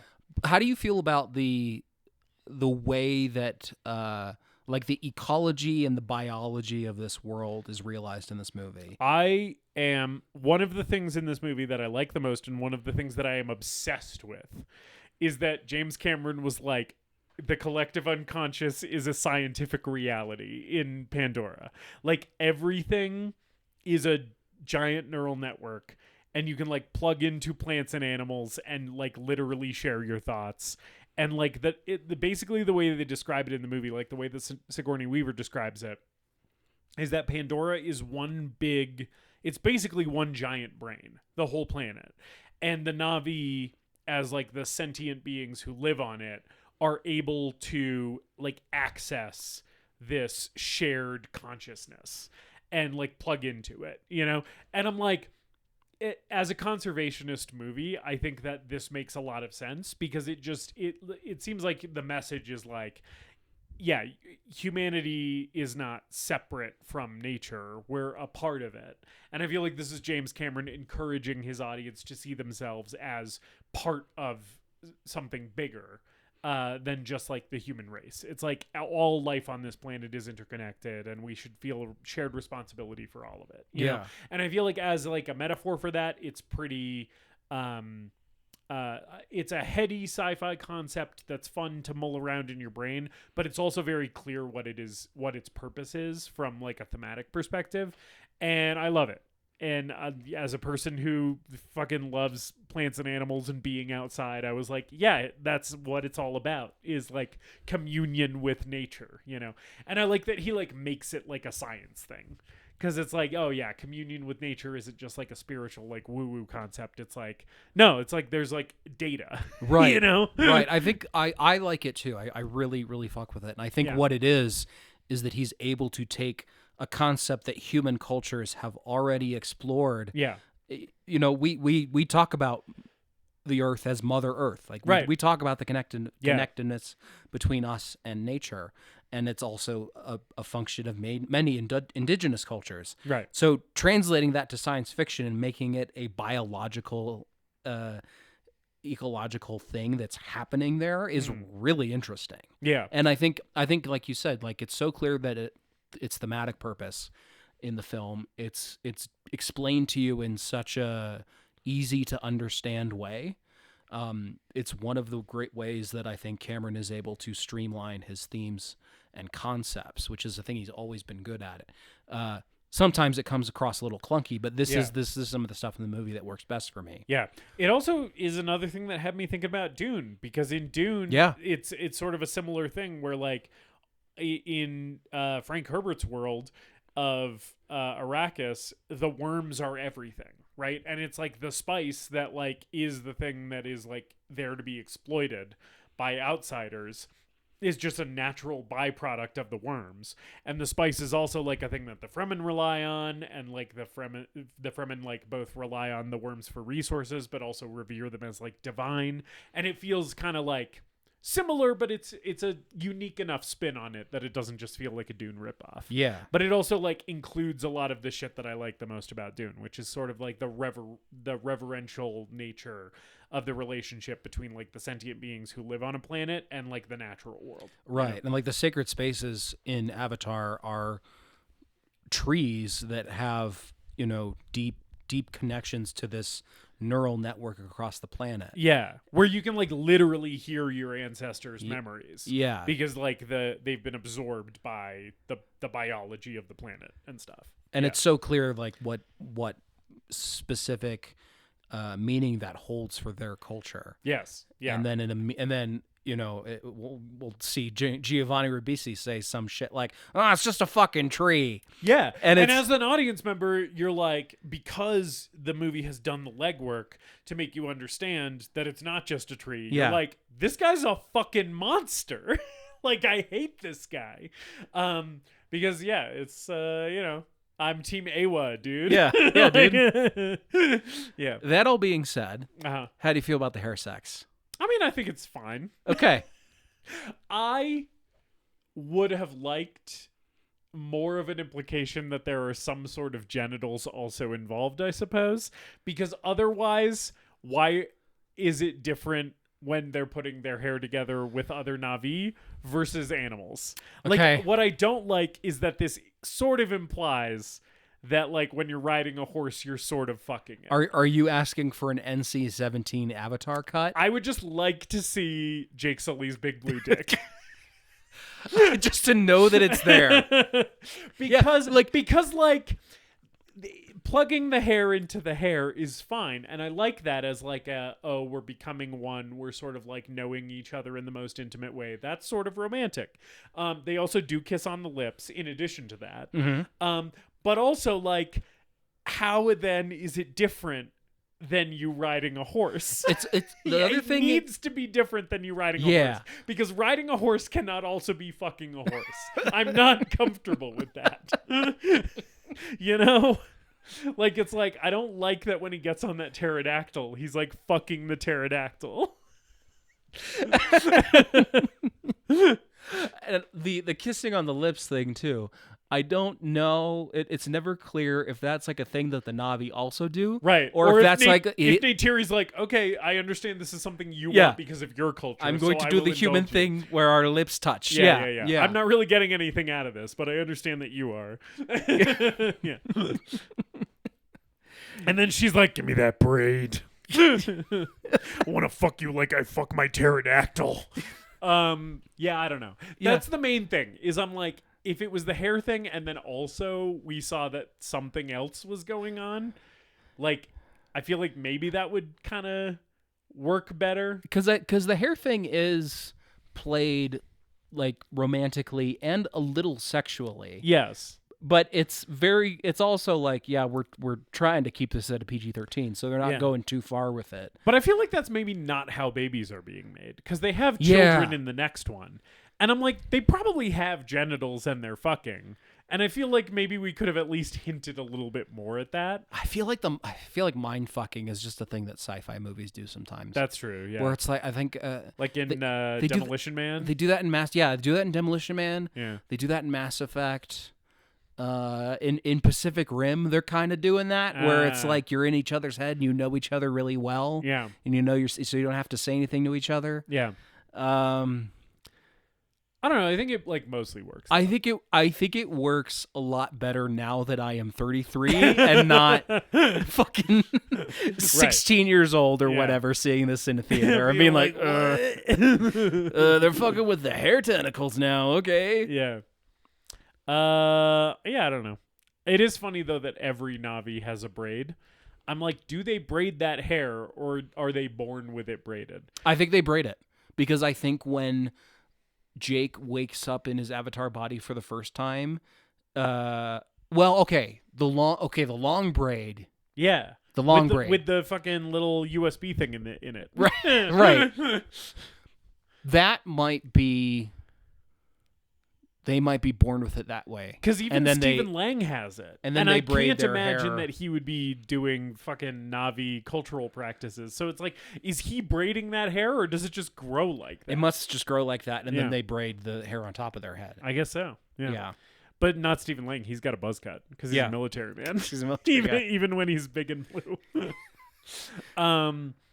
Yeah, so they fuck, and then I like the sequence after this where then, Giovanni Ribisi has basically given the green light where he's like, all right, I'm sick of waiting for this unobtanium. Let's bring in the bulldozers, and Jake Sully has, like, awoken from his avatar pod after getting laid And he's like, I'm hungry for eggs. I just laid Navi pipe.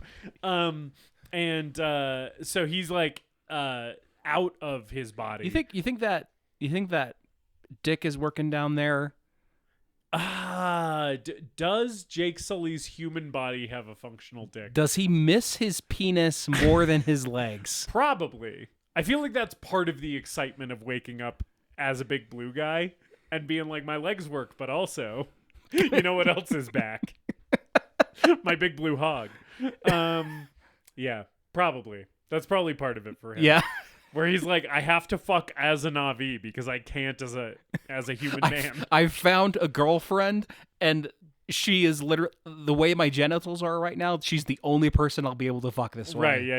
Yeah. Because I can't fuck as a human. Yeah, probably. I feel like that's even part of it. if he has a dick. I bet those Na'vi dicks are. There's probably some wild shit going on. Yeah. I feel like everything on Pandora, Huge too, thick and girthy. Right. Well, they're enormous in general, and they are wearing loincloths, so there's something to cover. Yeah. And yeah, so maybe it's like he has nipples too, but I feel like we see female Na'vi who don't have nipples. The female Na'vi are very specifically Neytiri, I think. They're dressed very skimpy, but it seems like they're trying to be strategic about covering the breasts with the way that the clothing is designed. Yeah, but I feel like the male Na'vi that we see other than Jake Sully don't have nipples, if I'm not mistaken. Okay. Because they're bare-chested most of the time. Yeah. And I feel like I don't remember seeing nipples, but he has nipples because he has human DNA. Also, no natural Na'vi has fucking cans like Sigourney Weaver. That's true. So does Jake Sully, because of his human DNA, have a big penis. blue human penis? I think he has to. Right. And is he the only one? And all the Na'vi dudes have like whatever a Na'vi's deal is. This is the thing they should But have addressed in because Way he of has Water. nipples and a belly button, he also has just a human dick. And they're all like, what do you mean you have a human dick and you don't have like a 6-headed anemone dick? That's why the avatars are the demons. Right. It's because like, they have why dicks. do you only have one tentacle? You're supposed to have a bunch of it. Or like all of the avatar, like all of the actual Na'vi have like smaller dicks proportionate to their body. But then Jake Sully has like a human proportioned dick. And they're like, it's obscenely large. They're reacting to it like Lars von Trier reacted to one of the posts. It's disturbingly large. His dick is too big. He's a demon. I think the pubes might be the pink tentacles, though. I think that's fun. And when you fuck, yeah. if he was going to fuck an avatar woman body, the dick would go into the vagina, and then the pubes would do a thing. Yeah. The pubes. They like fuse together. Yeah. I'm gonna have to do some research on this. I'm sure you can Rule 30 for this, and there will be a treasure trove right at your fingertips. I want to see the different interpretations of Na'vi genitalia. If me in high school looking up Cortana boobs is any historical indicator of what you can find in terms of sci-fi blue people with their boobs out. Yeah. So yeah. That conversation was bound to happen in this episode. Yeah. The forest is bulldozed. Yes, and I like her trying to wake him up. Yes. And he's like just absent because it's a manufactured body. Like it's not so it's not even like he's wake upable. It's like there's just nobody home right now. And that whole moment I think is very like tense and cool where she's like pulling his inert body out of the way of the bulldozers and stuff. Yeah, that's a very good element of suspense throughout this movie is that the two body aspect of it, where it's like he can be unplugged from his avatar body at any time, and he's vulnerable. You know, he can be vulnerable in either situation. Yeah, and they make good dramatic use of that, like at the end of the movie. Yeah. I kind of wish that they had played with it maybe a little bit more, but I get enough of it where it is like a good like tension increasing device thing where it can be like, here's what his actual body is doing right now, and like trying to make sure that like neither of his bodies end up getting destroyed. Yeah. Yeah. Yeah, because he has to protect the Avatar body too. Is like especially early in the That's movie. the one with the dick that works. Yeah. And the legs. You can't lose that one. Yeah. But yeah, and so eventually he wakes back up here and he starts like attacking the bulldozer, and then like they get footage of him attacking the bulldozer at like the RCA command center, and Stephen Lang immediately is like, that motherfucker. I would know that blue mug anywhere. Yeah. That's the most Australian Na'vi I've ever seen. Jake and Neytiri go back to the clan, and Sute is arguing to go to war, and this is one of the moments where Jake is it's kind of like the big betrayal. It's the big betrayal moment that we get in these sorts of archetypical stories, and I think it's played well. Where he's basically like, hey, I was sent here by the humans to infiltrate your society. Yeah. Sorry about it. I actually turned out liking you all a lot. Yeah, and Neytiri is She's understandably pissed. Yeah, she's like, actually, fuck you. Yeah. Which yeah. makes sense. She's like, yeah, I knew that that big blue dick was too good to be true. And Jake gets unplugged here when Quaritch goes to their lab to arrest him. Yeah, Sigourney Weaver and Sam Worthington both get unplugged, and basically like pseudo arrested, kind of. And then they get jailbreaked by Trudy. Michelle Rodriguez shows up in one of her few scenes in this movie. It's her best scene in the movie because it's the one that she's in the most. Yes, and has stuff to do. Yeah, because basically they learn that the plan is we're just gonna firebomb Home Tree because it's on top of a big unobtanium deposit. Yeah, and so that's the destruction of Home Tree happens, and then they're broken out. Oh, right. Yeah. But that's the big thing that's happening is they're mounting an assault on Home Tree, and that's what Jake has been trying to warn the Na'vi about. And he's given 1 hour to negotiate with them from Parker Selfridge to try to convince them to leave. Yeah. And they won't, understandably. Yeah, they're like, fuck you. And they like he comes back into his body and they're like, we're just tying this guy up. Yeah. Because clearly we can't trust him. And yeah, then Stephen Lang and the whole like RCA military show up and just like bomb the shit out of this tree. And it's like really sad. And also it is like very...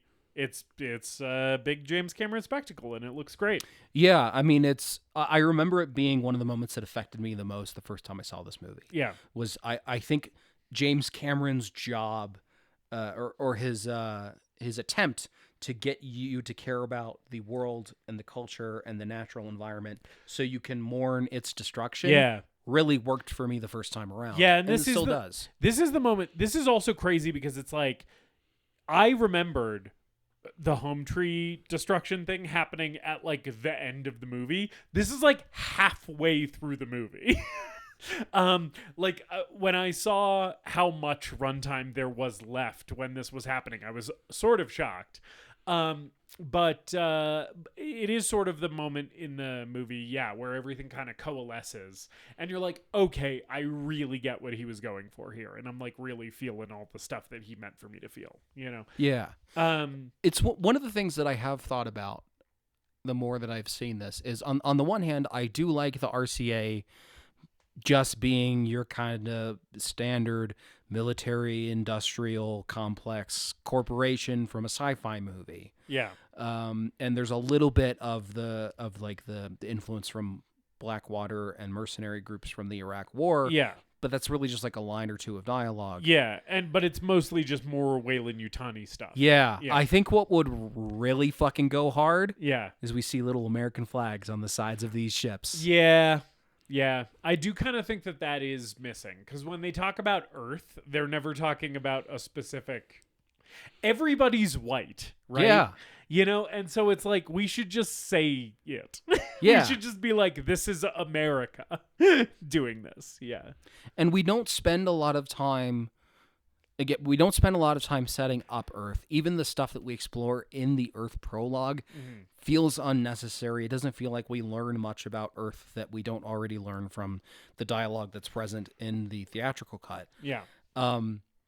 So, like, if that was a little flavor in this movie that we were like, no, this is specifically the American military doing this, Yeah. I think that would be fucking awesome as shit. Yeah. Yeah. But James Cameron's always had a little bit of a reticence to go that far, because I do think he, like, as a guy, has just had a relationship with the U.S. military in making his films. Sure, in the past, I think it would be. I think it would be hard for any Hollywood movie to do it, because, like, even the fucking Marvel movies are like, the Department of Defense uses those as propaganda. They're specific about the way that the military is portrayed in those movies. Yeah, and it's like, we talked about it on True Lies, but like, James Cameron like worked with the U.S. military to make True Lies, to like get the planes for that movie that he wanted, and like the helicopters and shit. So it's like, he's not biting the hand that feeds him. Right. Yeah. Right. And I also think, like, he knows how to design, or him and his team of concept artists and model makers and VFX artists and stuff like that. They know how to make the military technology look practical and have real world influence, and also knows how to make them look cool, both because I think the military kind of preys on that aspect of being like, cool tanks and cool planes and stuff like that, in their propaganda. The military definitely does count on young boys seeing sci-fi movies where space military looks cool. Yeah. You can tell when you see literally any military recruitment ad, and they just borrow those aesthetics. Yeah. And I think that's part of it, is he is knowingly doing that, and he's also making a sci-fi movie where he thinks it would be cool if a mech had a big knife. Right, yeah, of course. Because he is correct. It is really cool when a mech has a big knife. I also love that they have guns that have giant bayonets on them. Yeah. And then at one point, Jake Sully uses that as a giant sword to defend himself against Stephen Lang's mech. Stephen Lang's mech with a big knife. I like the idea when he's in the mech, his name is Stephen Mech. I also like when like Jake Sully is using mech-sized guns as just in his avatar body. That's like early in the movie when he's like fighting the wolf things. And, he just yanks the door gun off of the chopper and is like, he's just using shooting it with one hand, right? Using a 50 cal as like just a gun, which is dope. Yeah, it's right as fuck. Yeah, I like, even in Way of Water, the movie is like, Jake Sully is now part of the Na'vi. He's lived this way for decades. And he also still likes shooting guns, so we're going to give him guns. Yes, we do have to John Rambo Jake Sully at some point. Because James Cameron knows what you're here for, which is a giant alien shooting a huge gun. Yeah, Home Tree getting firebombed is sad. I like the bit where it collapses, where the tree actually falls down. It does feel a little bit like James Cameron playing some of the Titanic hits, where he's like, hey, remember when I like made a disaster movie about a really big thing moving in a catastrophic way? Let's like do a little bit of that here, and you see some great shots of just like the tree trunk falling on a bunch of Na'vi and shit. It's cool, and James Horner's score is very like mournful and sad here. I mean, we've talked about Lang a lot in this movie. I like his performance in this scene. Yeah, I love him sipping a cup of coffee. Him sipping the coffee. It's so important, because it is for him it's a Tuesday, right? Yeah. It's that. It's such casual dehumanization. Right. And in the, as far as the Iraq War commentary of it all, it does sort of smack of like guys in a control room controlling drone strikes. Yeah. Who just have a cup of coffee at their desk and are like pushing buttons and people are just fucking dying. Yeah. And I feel like that's pointed. Yeah. I also like that he's like they basically send like 1 million tear gas canisters into the tree and then 1 million fire bombs into it. And then he's like, good work, everybody. First round's on me. And it's like, you didn't do shit. All you did was like press buttons from a safe distance, which again feels very much like James Cameron sort of commentating on like the nature of like modern American imperialism and warfare and stuff. Yeah. Where it's like, all the honor is it has long left warfare and it's just, fucking overpaid dudes who want to feel hard pushing buttons, Yeah. So Grace and Jake are pulled out of their avatar bodies and their avatars collapse during the destruction of Home Tree. There's this very this was a little silly to me watching it, and I've never noticed this before, but them being pulled out of the pods in slow motion and the color filter turns to like a grayscale color filter. Yes. Yeah. It's a little goofy. It's a little much. It's giving like new metal music video aesthetic. Which in 2009 was like a little forgivable, I suppose, but watching it now, you're just like, all right. I'm not also watching a fucking Seether video. Right? Like I understand that the moment is dramatic, yeah, and meant to be emotional. It's also slightly undercut by the fact that they immediately get released from prison in the next scene. Right, like Michelle Rodriguez immediately rescues them. So we don't need to be drawing this part of the sequence out that long. Yeah. It is goofy. But then Michelle Rodriguez shows up and flies them back into the floating mountains, the Hallelujah Mountains. Hallelujah Mountains. Yeah. Oh yeah, the Hallelujah Mountains of Pandora. That's my Norm impression, I guess. Yeah. I thought it was a George Lucas impression because he was upset that they copied Cloud City. I built a city that could float, and you put rocks that float in your movie that people can live on. Interesting. I don't see any Ugnaughts in the Hallelujah Mountains, though. Would have been a lot better if you'd put some Ugnaughts in there, in my opinion. How you doing selling Jake Sully Halloween costumes, James? Well, I feel like he's sitting pretty on the fucking $4 billion that these two movies have made combined. Yeah, he's doing he's doing all right. Financing all of those deep sea dives. Who knows though? It might have been $5 billion if there had been some Ugnaughts in there. We also get Stephen Lang shooting his gun. Yeah, running. Yes, right. This is where he's taking gun. a big gulp of air, and then he's shooting machine gun, and then he's taking another gulp of air, and then he's shooting his pistol. Or no, he doesn't take. He shoots the machine gun until it's empty. Yeah, and then he shoots the pistol until it's empty, and then he finally takes a gulp of air from the gas mask. Those gas masks look flimsy as fuck. Yeah, for a planet that can kill you in 4 minutes. Yeah, I mean, I guess it's the future, and just like technology is more portable and stuff. Right, or it's just like mass produced. Yeah. Horse shit. Yeah, right. It's just like, there might be a manufacturer error in some of these. They're making like 5 billion of them every day or whatever. But so they escape and they get back to their avatar bodies. I do like Jake Sully like waking back up in his avatar body in the ashes of Home Tree, and like the sort of haunting pilgrimage that he makes like out of the like charred remnants of this. And it does sort of feel like a moment where he's reckoning with like his responsibility for it. It's one of the moments in the movie where I'm like, this shit's really good. Yeah. And it also looks really good. Yeah, this is also Grace was also hit during the escape. Right. And she's dying, so they're trying to like stop the bleeding from her bullet wound. She got like winged in the side. Yeah. So she's like bleeding out pretty slowly. Yeah.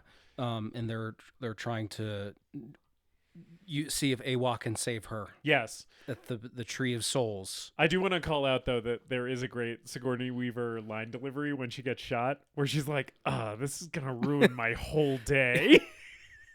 Which that's just a great, like, that's why you hire Sigourney Weaver. Yeah. Is so that she can deliver that line like that. I really like her performance in the death scene where, like, Yeah. Jake is carrying her. Yeah, she's all wrapped up in leaves. She looks like Eve. Yeah. Jake is carrying her and she's delirious and she's like, oh, the Tree of Souls, I have to take samples. And Yeah, then I like that too. when she dies, she's like, Awa's real. And Yes. Yeah, it is cool that in this movie, Sigourney Weaver becomes one with God. Yeah. It's like the spiritual stuff in this movie too, as you might expect from just knowing me, is one of my favorite things about this movie. When they start getting real weird with it and they're like, God exists biologically. I'm like, hell yeah, dude. Like, please give me more of this Yeah. shit. And Way of Water does give you more Awa shit. Mm-hmm. I love all the stuff in Way of Water with like how like some of the more spiritually in tune species on Pandora, like the Tulkun, are like pacifists and shit. Like, I just love all of that stuff because they're like, no, the law, the sacred law of Awa says thou shalt not kill. They're certainly not pacifists during that final battle. No, Payakan the mighty Tulkun, he teaches them that there's a time to fight. Yes. My boy, Payakan. Really, the biggest thing that this film is missing is Payakan the exile Tulkun. In terms of sheer size, the biggest thing that it's missing. Payakan is maybe my favorite Avatar character, and it is a knock against Avatar 1 that there is no Payakan. That James Cameron didn't think of making a whale for his movie. Yes. Yeah. Jake becomes Torok Maktau in a short, really cool scene where he overtakes him on his Ikran. Yeah, I like that. This is a moment of Sam Worthington voiceover that I do like. Yeah. When he's talking about Turok, and he's like, I figure he's the biggest, baddest thing in the skies, so why would he ever look up? And like, that's how he figures out how to become Torok Makto, is like, yeah, you gotta get the drop on him. He's not looking up. There's no natural predators, you know? Yeah, it's pretty dope. I like that. And then I like him showing up on this huge pterodactyl. It's pretty badass. This is also like, we're basically in the stretch of the movie where the CGI consistently starts looking pretty good for most of the rest of the movie. Yes. And anytime you're seeing Turok, the giant pterodactyl thing, I was really wowed by the detail on this thing. Like when Jake Sully is standing next to it, when he shows up where the rest of the Ometakaya Navi have like fled to, he's like standing next to it and you can see all the veins in this thing's neck. And I was like, that was like months of a bunch of animators' lives. Was just making all the veins in this like pterodactyl's neck for this one shot. You know, it's crazy how much detail there is. Over the course of 4 years making this movie, at some point James Cameron said, I need to see the veins. Right. Give in me Turok. more vascularity in Turok's neck. Yeah. Just wild levels of precision. And I love the design of it. I mean, the Ikran in general are a really cool, well-designed creature. Right, but they got these big like fins on the top and bottom of their heads. Yeah. But Turok looks special, and he's bigger, and he looks orange. more regal. You know, he's a little bit more scary too. Yeah, he looks like a big dragon. Yeah, it's cool. He's like a big sci-fi dragon. He is sort of giving a little bit like Godzilla kaiju. Like it feels like Godzilla would fight Turok. He sort of has that design aesthetic to him. Yeah. Make him bigger and make him a big rubber suit, and that'd be sick as fuck. Yeah, I feel like Mothra versus Turok is could have happened in an alternate universe. No, yeah, Godzilla and Mothra fight, and then Godzilla and Mothra team up to defeat Turok. Right, yeah. That's how that goes. Yeah. And at some point, Mothra sacrifices herself because she's always dying. Yeah. Mothra's always dying in those movies. It's the curse of being a big bug in a world of big lizards. Yeah. So they're gonna make the RCA is gonna make a final attack on Home Tree. back to back, we get some of the most explicitly war on terror coded lines of this film. Yeah. Where Giovanni Ribisi, I think he says, we're going to fight terror with terror. Yes. And then the guy that they have on the inside, the other scientist dude, I don't remember his name, says they're going to do a shock and awe campaign. Yes. Yeah. And it's like, okay, I know what you're saying, James Cameron. It's quite on the nose, but also now in 2025, it being that on the nose sort of feels like a quaint artifact of the past, as opposed to like an issue that I have with the movie. It's a thing that I like about this movie that makes it better. Yeah. I think the movie is better by being a war on terror metaphor. Yeah. And being, or allegory, and being so explicit about it. Yeah. Because I kind of like that sci-fi movies did that for a while. Yeah. That fucking War of the Worlds was like Steven Spielberg's War of the Worlds remake is like the most post 9/11 movie ever. That's true. And it's a sci-fi movie. Yeah. So there's like a little montage of them going to like the four corners of the winds to recruit all of the other Na'vi tribes. Mm-hmm. And I like this. It sort of teases that the world is bigger than we're seeing in this movie. And it feels like a really good sequel setup that's sort of light, you know? James Cameron is really good at doing sequel setups.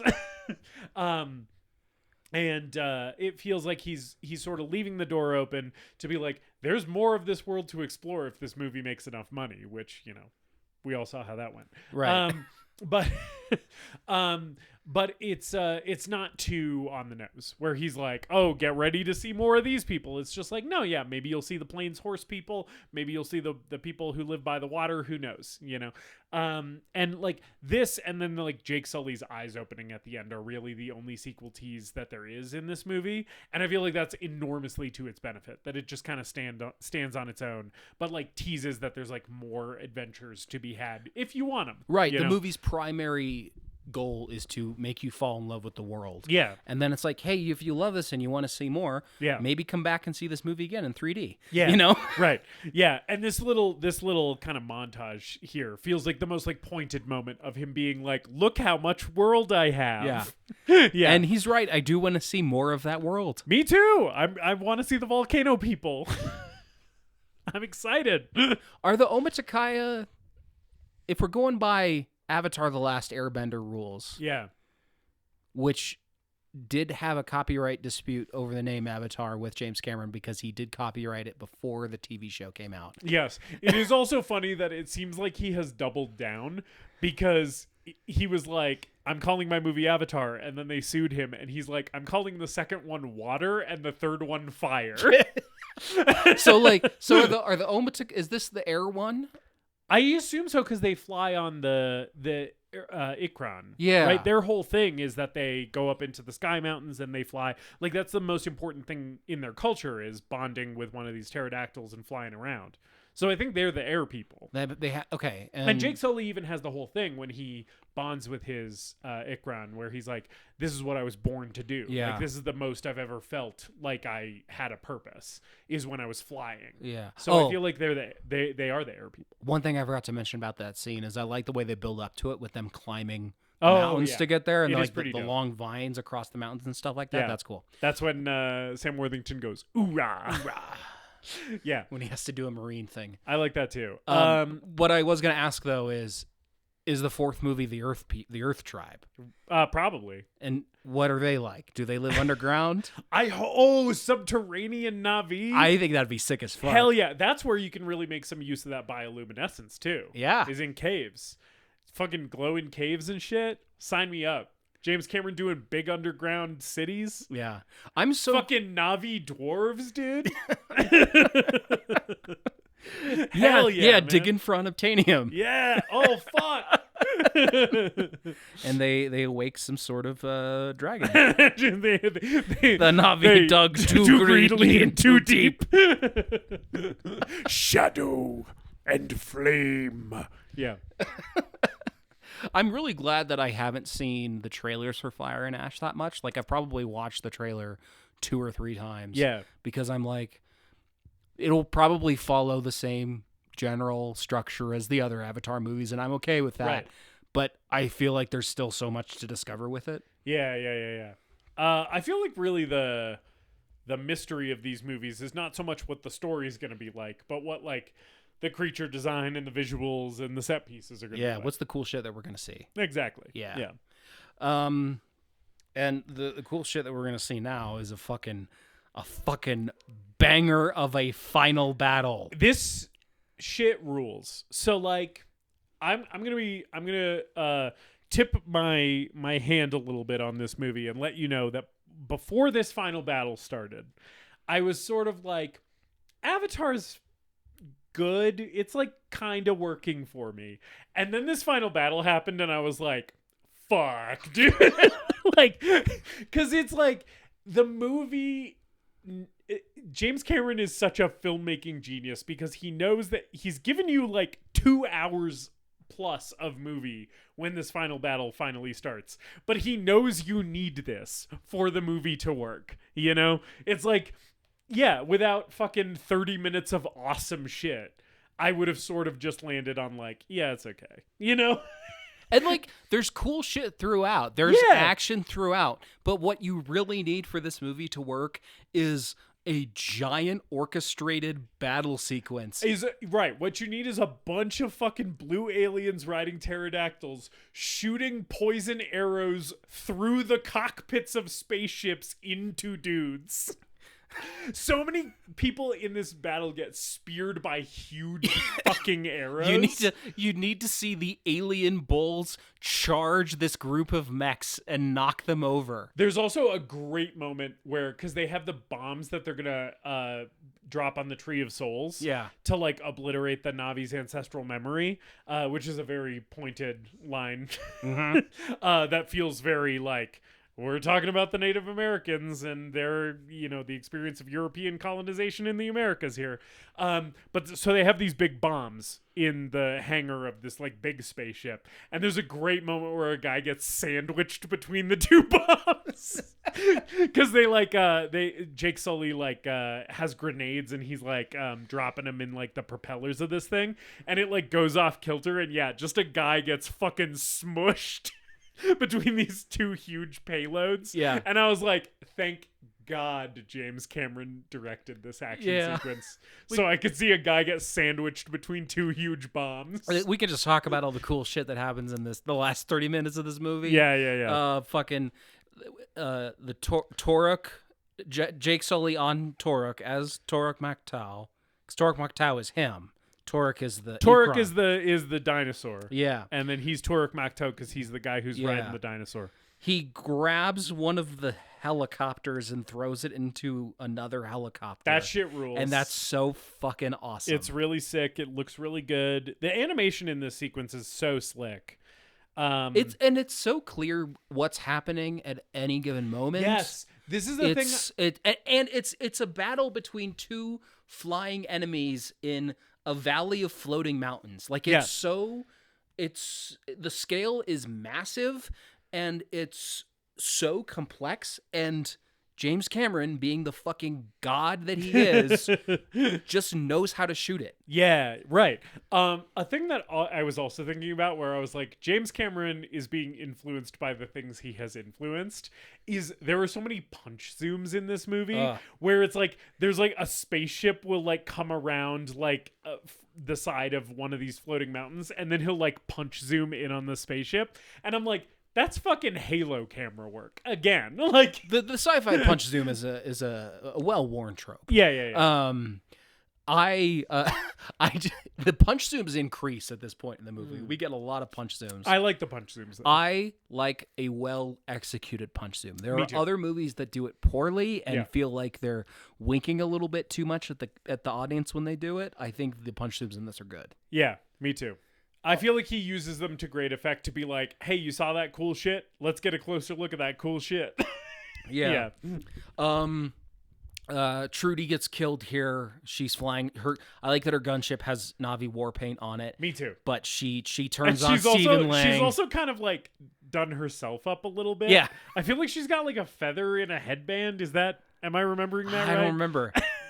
It's such a short she goes out pretty unceremoniously. Yeah. R.I.P. to my Latina with bangs.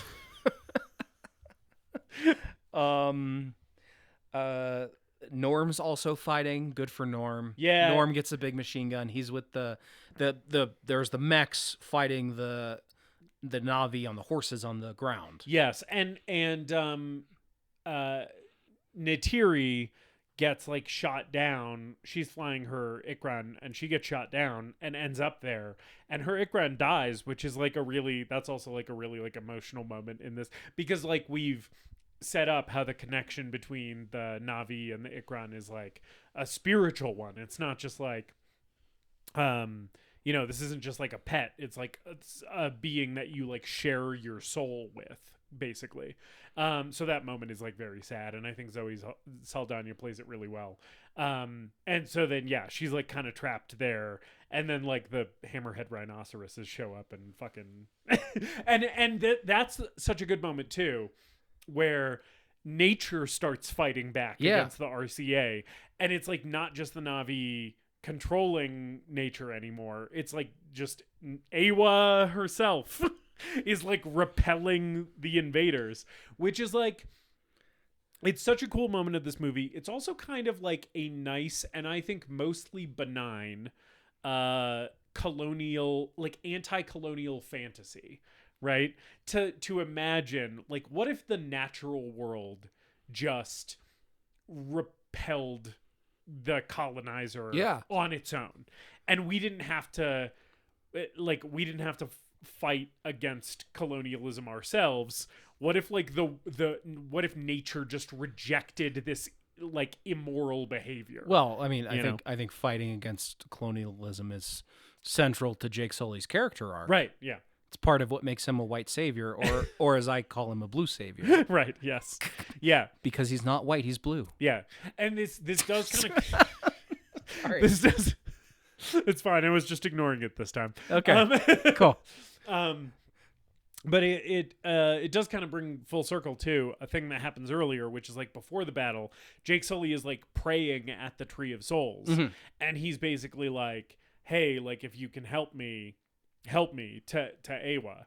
And Neytiri is basically like, Awa doesn't pick sides. Like nature is impartial to the affairs of nature is impartial to the affairs of humans and Na'vi alike. Sentient beings. as much as the developed consciousness thinks that it can harness the harsh brutality of nature, in reality, nature is a force larger, more ancient, and more powerful than the human mind can comprehend. The jungles of Pandora are overwhelmed with misery. The trees here are in misery. The moss is in misery. The seeds of the home tree are in misery. Awa is in misery.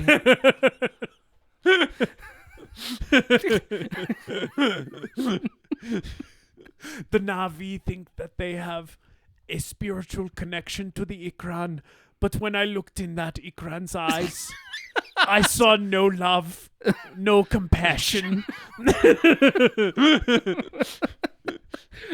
The natural law of the Ikran is, as of all nature, only chaos and murder.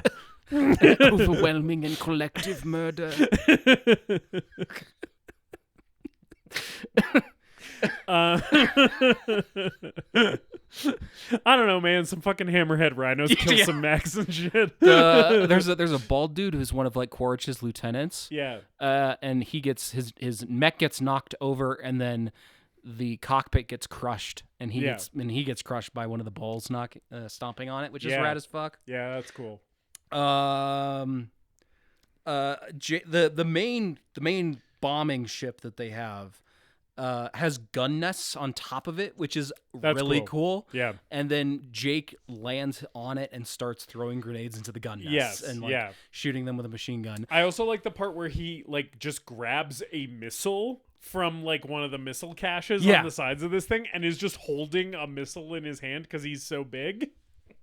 And Stephen Lang's shooting at him to try and get him to drop the missile, and then he like throws it into the propeller. Yeah, that's fucking awesome. It's cool shit. I love one of the scenes that I really like is Sute's final scene before he gets shot, where he lands in the cargo bay of one of the bigger ships. Yeah. And starts chucking people out this fucking thing like a 9-foot tall alien Yeah. with an arrow that's as long as you are. Yeah.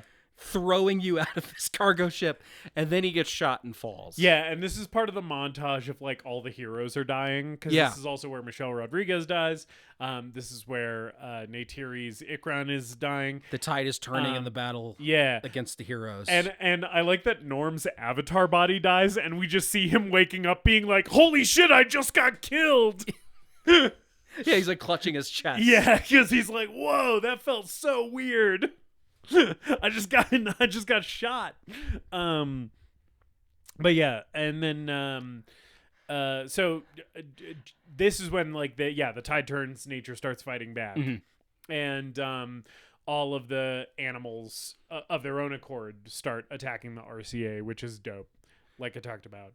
And Jake Sully and Neytiri kind of realize like, oh, this is like Awa, like showing her that she does have an allegiance, right? Like that Pandora itself is sort of like repelling these invaders and shit.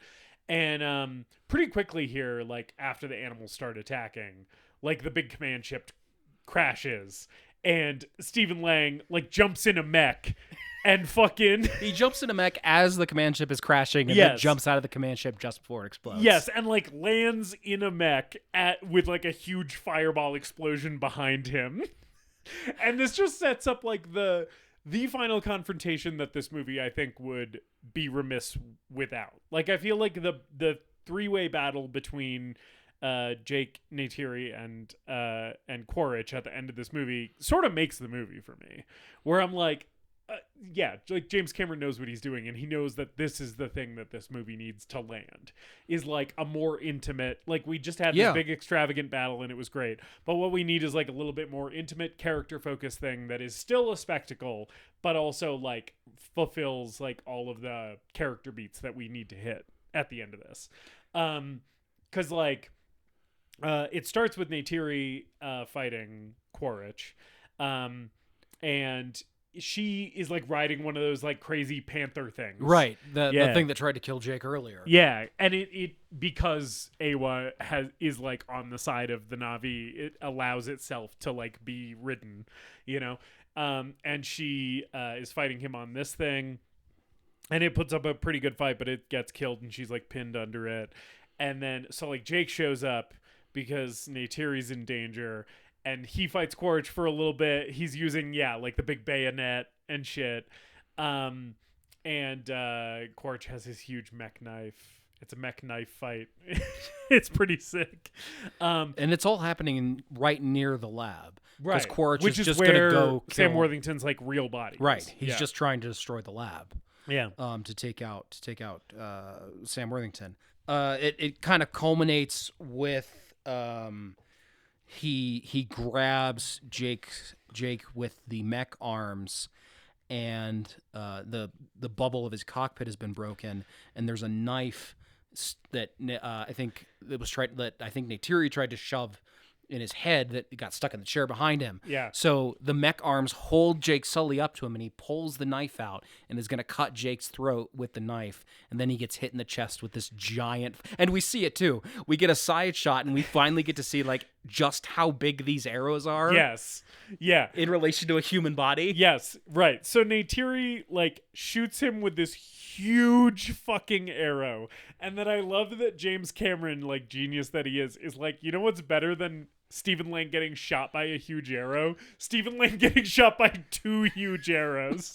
Because it happens again. It's so fucking dope. And these things, are like spear-sized. It's awesome. I love it. And I like that Neytiri gets to kill Quaritch.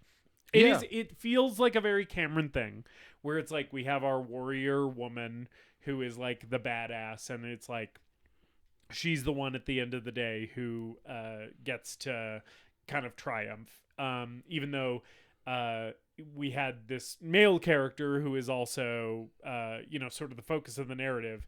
It feels very James Cameron to be like, women are badass and shit. Right. But also, I feel like it's really fulfilling for Neytiri's character that she gets to be the one to kind of save Jake, because it's like she's sort of been his mentor and his guide through this world the entire time.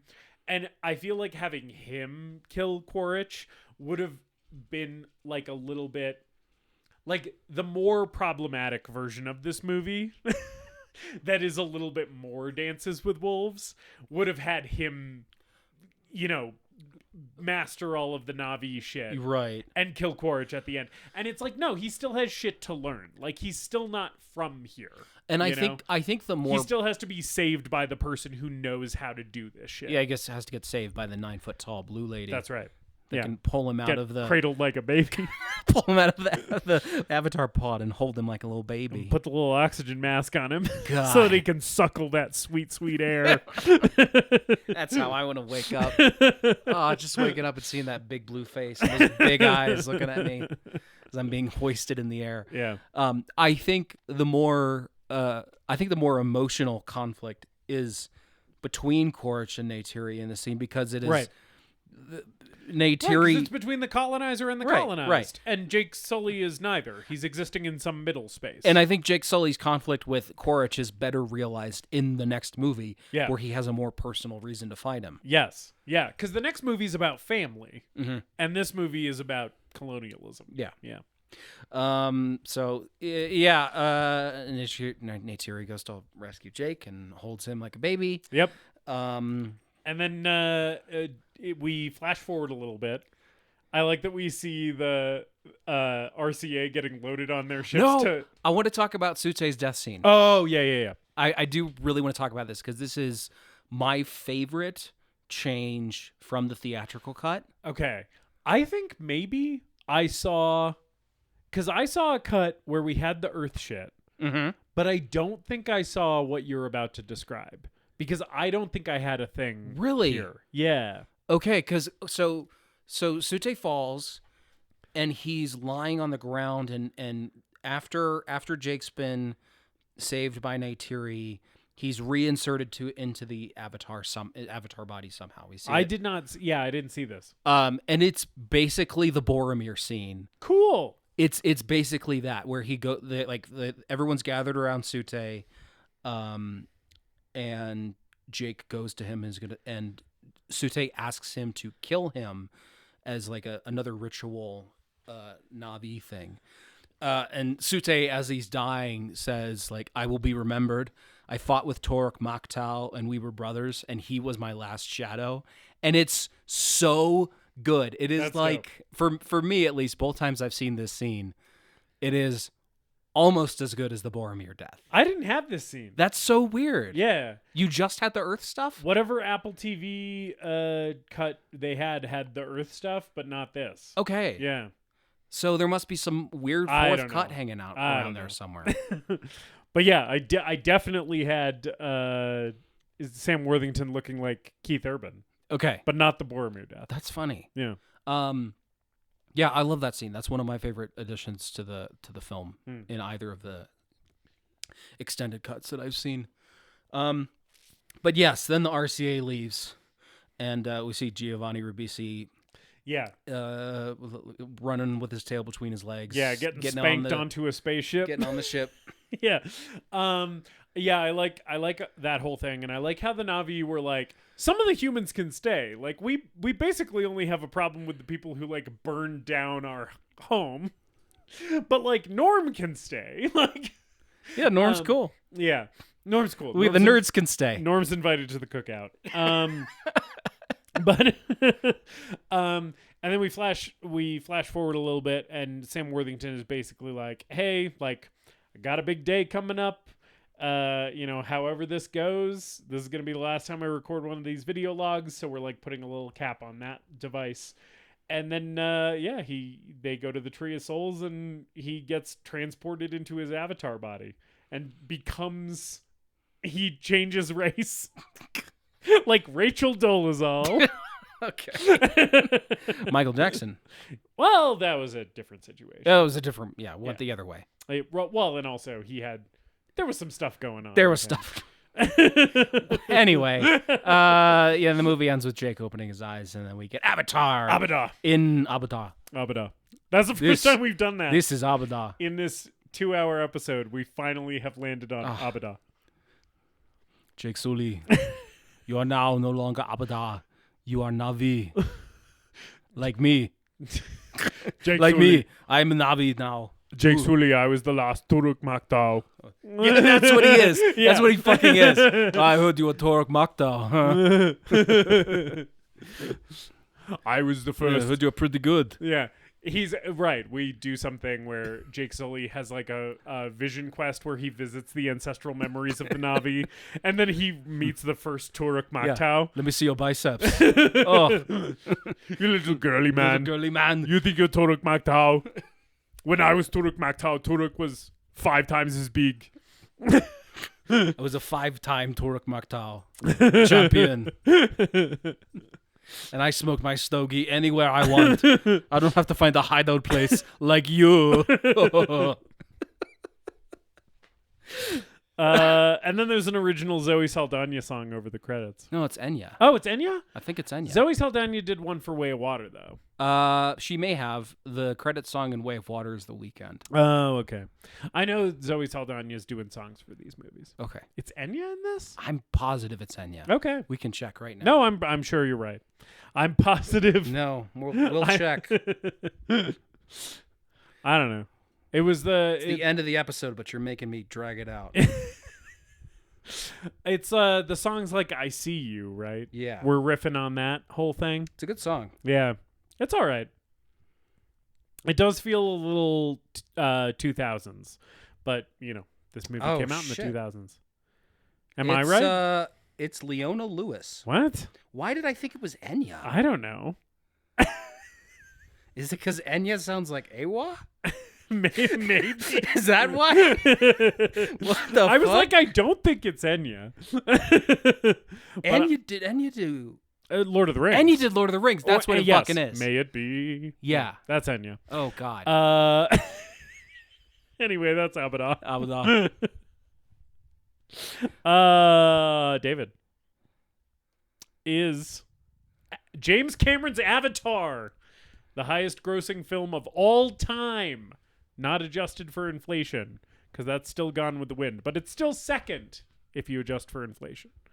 Is Avatar the greatest movie ever made?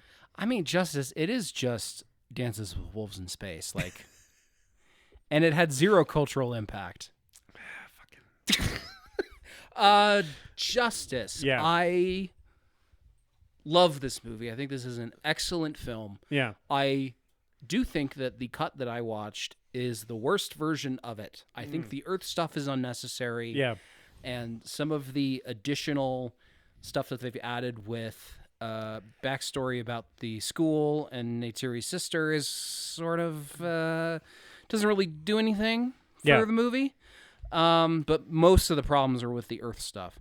I think the best cut of this movie is the special edition re-release cut, which mostly has all of which is included here. It's more flora and fauna stuff. It's the first scene at the schoolhouse. It's the Sute's death scene, which is my favorite thing. A couple other things here and there. The hair sex is the other big one. I think that's the best version of this movie. Mm-hmm. So I didn't see the best version of this movie, which is not really going to impact my verdict, because I think even if I saw the best version of this movie, my verdict would be like a slight no. Right. Because I think this movie whips ass, and it's great. And it does such a good job of making you fall in love with this world and connect with its themes and be enthralled by its action. But it's a little lacking in terms of its characters, specifically with Jake Sully. And all of those problems are fixed in the second movie, and the stuff that this movie does well is done better in the second movie. Yeah. And there's a lot that this movie has to cover, and I think it makes very good use of its runtime. I also feel like there are some things that I wanted a little bit more of and wanted to live in the world a little bit more, and some other aspects where I think like the pacing could could have been quicker. Yeah. We could have played around with that a little bit more. But I am still pretty overwhelmed by it, and it's so impressed with how well this thing is held up visually, and how beautiful the world still is to me, and how excited I am to return to this universe when I watch this movie, or when I watch the second one, or when I walk into that theater in a few days and see Fire and Ash whenever I get around to it. Hell yeah. This is a slight no, but honestly, like, half of James Cameron's movies are contenders for the greatest movie ever made. So making a movie that is slightly worse than those and having it being probably towards the bottom of the ranking of his films, is like just an indicator of what an incredible filmmaker this man is. Yeah, and also the movie still made $2 billion. So like, what I think doesn't really matter. Yeah. But I had a lot of fun returning to it. Yeah. Justice is Abada, the greatest movie ever made. David, I don't really have that much to add to what you said, and I don't want to repeat a lot of the same points. I basically agree with everything you said. I think this movie is good. Novel take on greatest movie ever made. The highest grossing film of all time, Avatar, is good. I think it's good. I think there are issues that I have with it. Some of it for me is the white savior stuff of it all and the depiction of indigenous peoples, which we've already talked about, where I'm like, I understand this is from a well-intentioned place, and also that does not stop it from being problematic. But also, like, more glaringly for me, the issues of like the characters being pretty simplistic, the plot being pretty basic, and those aren't huge issues because the spectacle is so impressive that it sort of like makes up for a lot of the surface level criticisms that you could levy at this thing, because it's like, yeah, it's the Campbellian hero's journey, but it's also the Campbellian hero's journey in like the most visually stunning movie you've ever fucking seen in your life. So it's like, how much can you really complain, Watching this at home, I will say, does diminish it. Yeah. And that's just a thing to consider with these movies, is it's like, they're not always going to be in theaters. So it's like, when you're going to see one of these in the theater versus at home, it's going to be a different experience, and it's going to be a less good experience, period. Whereas there are some movies that we've covered that hold up just fine at home. And that's just not what James Cameron does. That's not his forte, is like couch cinema. He like makes movies to be seen in the theater.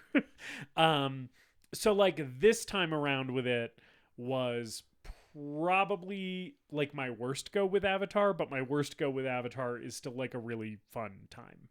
But I am going to give it a no. Because I think that its shortcomings are a little too large for me to overlook entirely, but also its triumphs are a little too magnificent for me to like not give it some flowers, Yeah. I agree. I definitely agree with you. Yeah. Great movie though. Great. And I had a delight going back to it. And anyone who says like Avatar is bad is just like, I don't even know what their fucking problem is. I'd like to know what other sorts of movies you like. Right. Because it's like, this is like such a crowd pleaser, clearly, given its box office status. And it's like, what do you want other than to be entertained? Like, are you not entertained? Yeah, the fact that he was obviously, like, James Cameron can make whatever he wants. Right. He's the auteur blockbuster filmmaker. Right. He's the God King of movies. Yeah. But the fact that he was able to make a big sci-fi space opera about environmentalism and has used where it people as fuck with their hair. Yeah. And he's used it as a platform and a jumping off point to actually combat real environmental issues and climate change. And in the second movie, he's also like apologizing for being a bad dad, which is like crazy and cool. That he's able to make these big movies so personal. Yeah, is such an amazing achievement, I think. Yeah. It's impressive stuff, and it deserves to be recognized, which it very much has been. Yes. And now also by us. And if you don't like it and you haven't seen it in a few years, maybe watch it again. Yeah, just watch it again. Give it another spin. You don't it's even just have a to, quick 3 hours. You don't even have to watch the extended cut. Watch the theatrical cut. That's still pretty good version of it. Yeah. Justice, next week we have off because this is our last episode of the year. Yeah, next week is Christmas, so we're giving ourselves a break. Yeah, I don't think we've done that in the past, but we figured might as well. I think we did it last year, but I could be wrong. And we'll be back at some point in the new year to talk about the best movies of 2025. This also gives us time to watch movies that we may have missed this year. Especially me, because I've seen less than a dozen 2025 releases as of this record, and by the time we record our next episode, I will have seen more than that. So we love you guys. We hope you continue to spread the word about the show. Yes. And we appreciate it so much. We also hope you have a happy holiday. Yes. And we're wishing you all the best in the new year. Hopefully 2026 is better. Because 2025 was not good. You know, we're closing out the year with Avatar. Yeah. Next year, even if the year's bad, we're going to be closing out the year with Dune 3. That's true. I got to read Dune Messiah. You got to read Dune Messiah. God damn it. Maybe you'll do that over the break. Probably not, though. Probably not. You don't read that much. Anyway, thank you guys so much. We hope you have a great holiday, and we will see you in a few weeks. We'll let you know when that's coming out. Until then, later, dipshits. We hope you enjoyed this episode of The Greatest Movie Ever Made. Please remember to leave us a rating and a review, and to subscribe to the show wherever you listen. We appreciate you supporting the show and spreading the word. Tell your friends to listen, tell your enemies to listen, tell your mom to listen.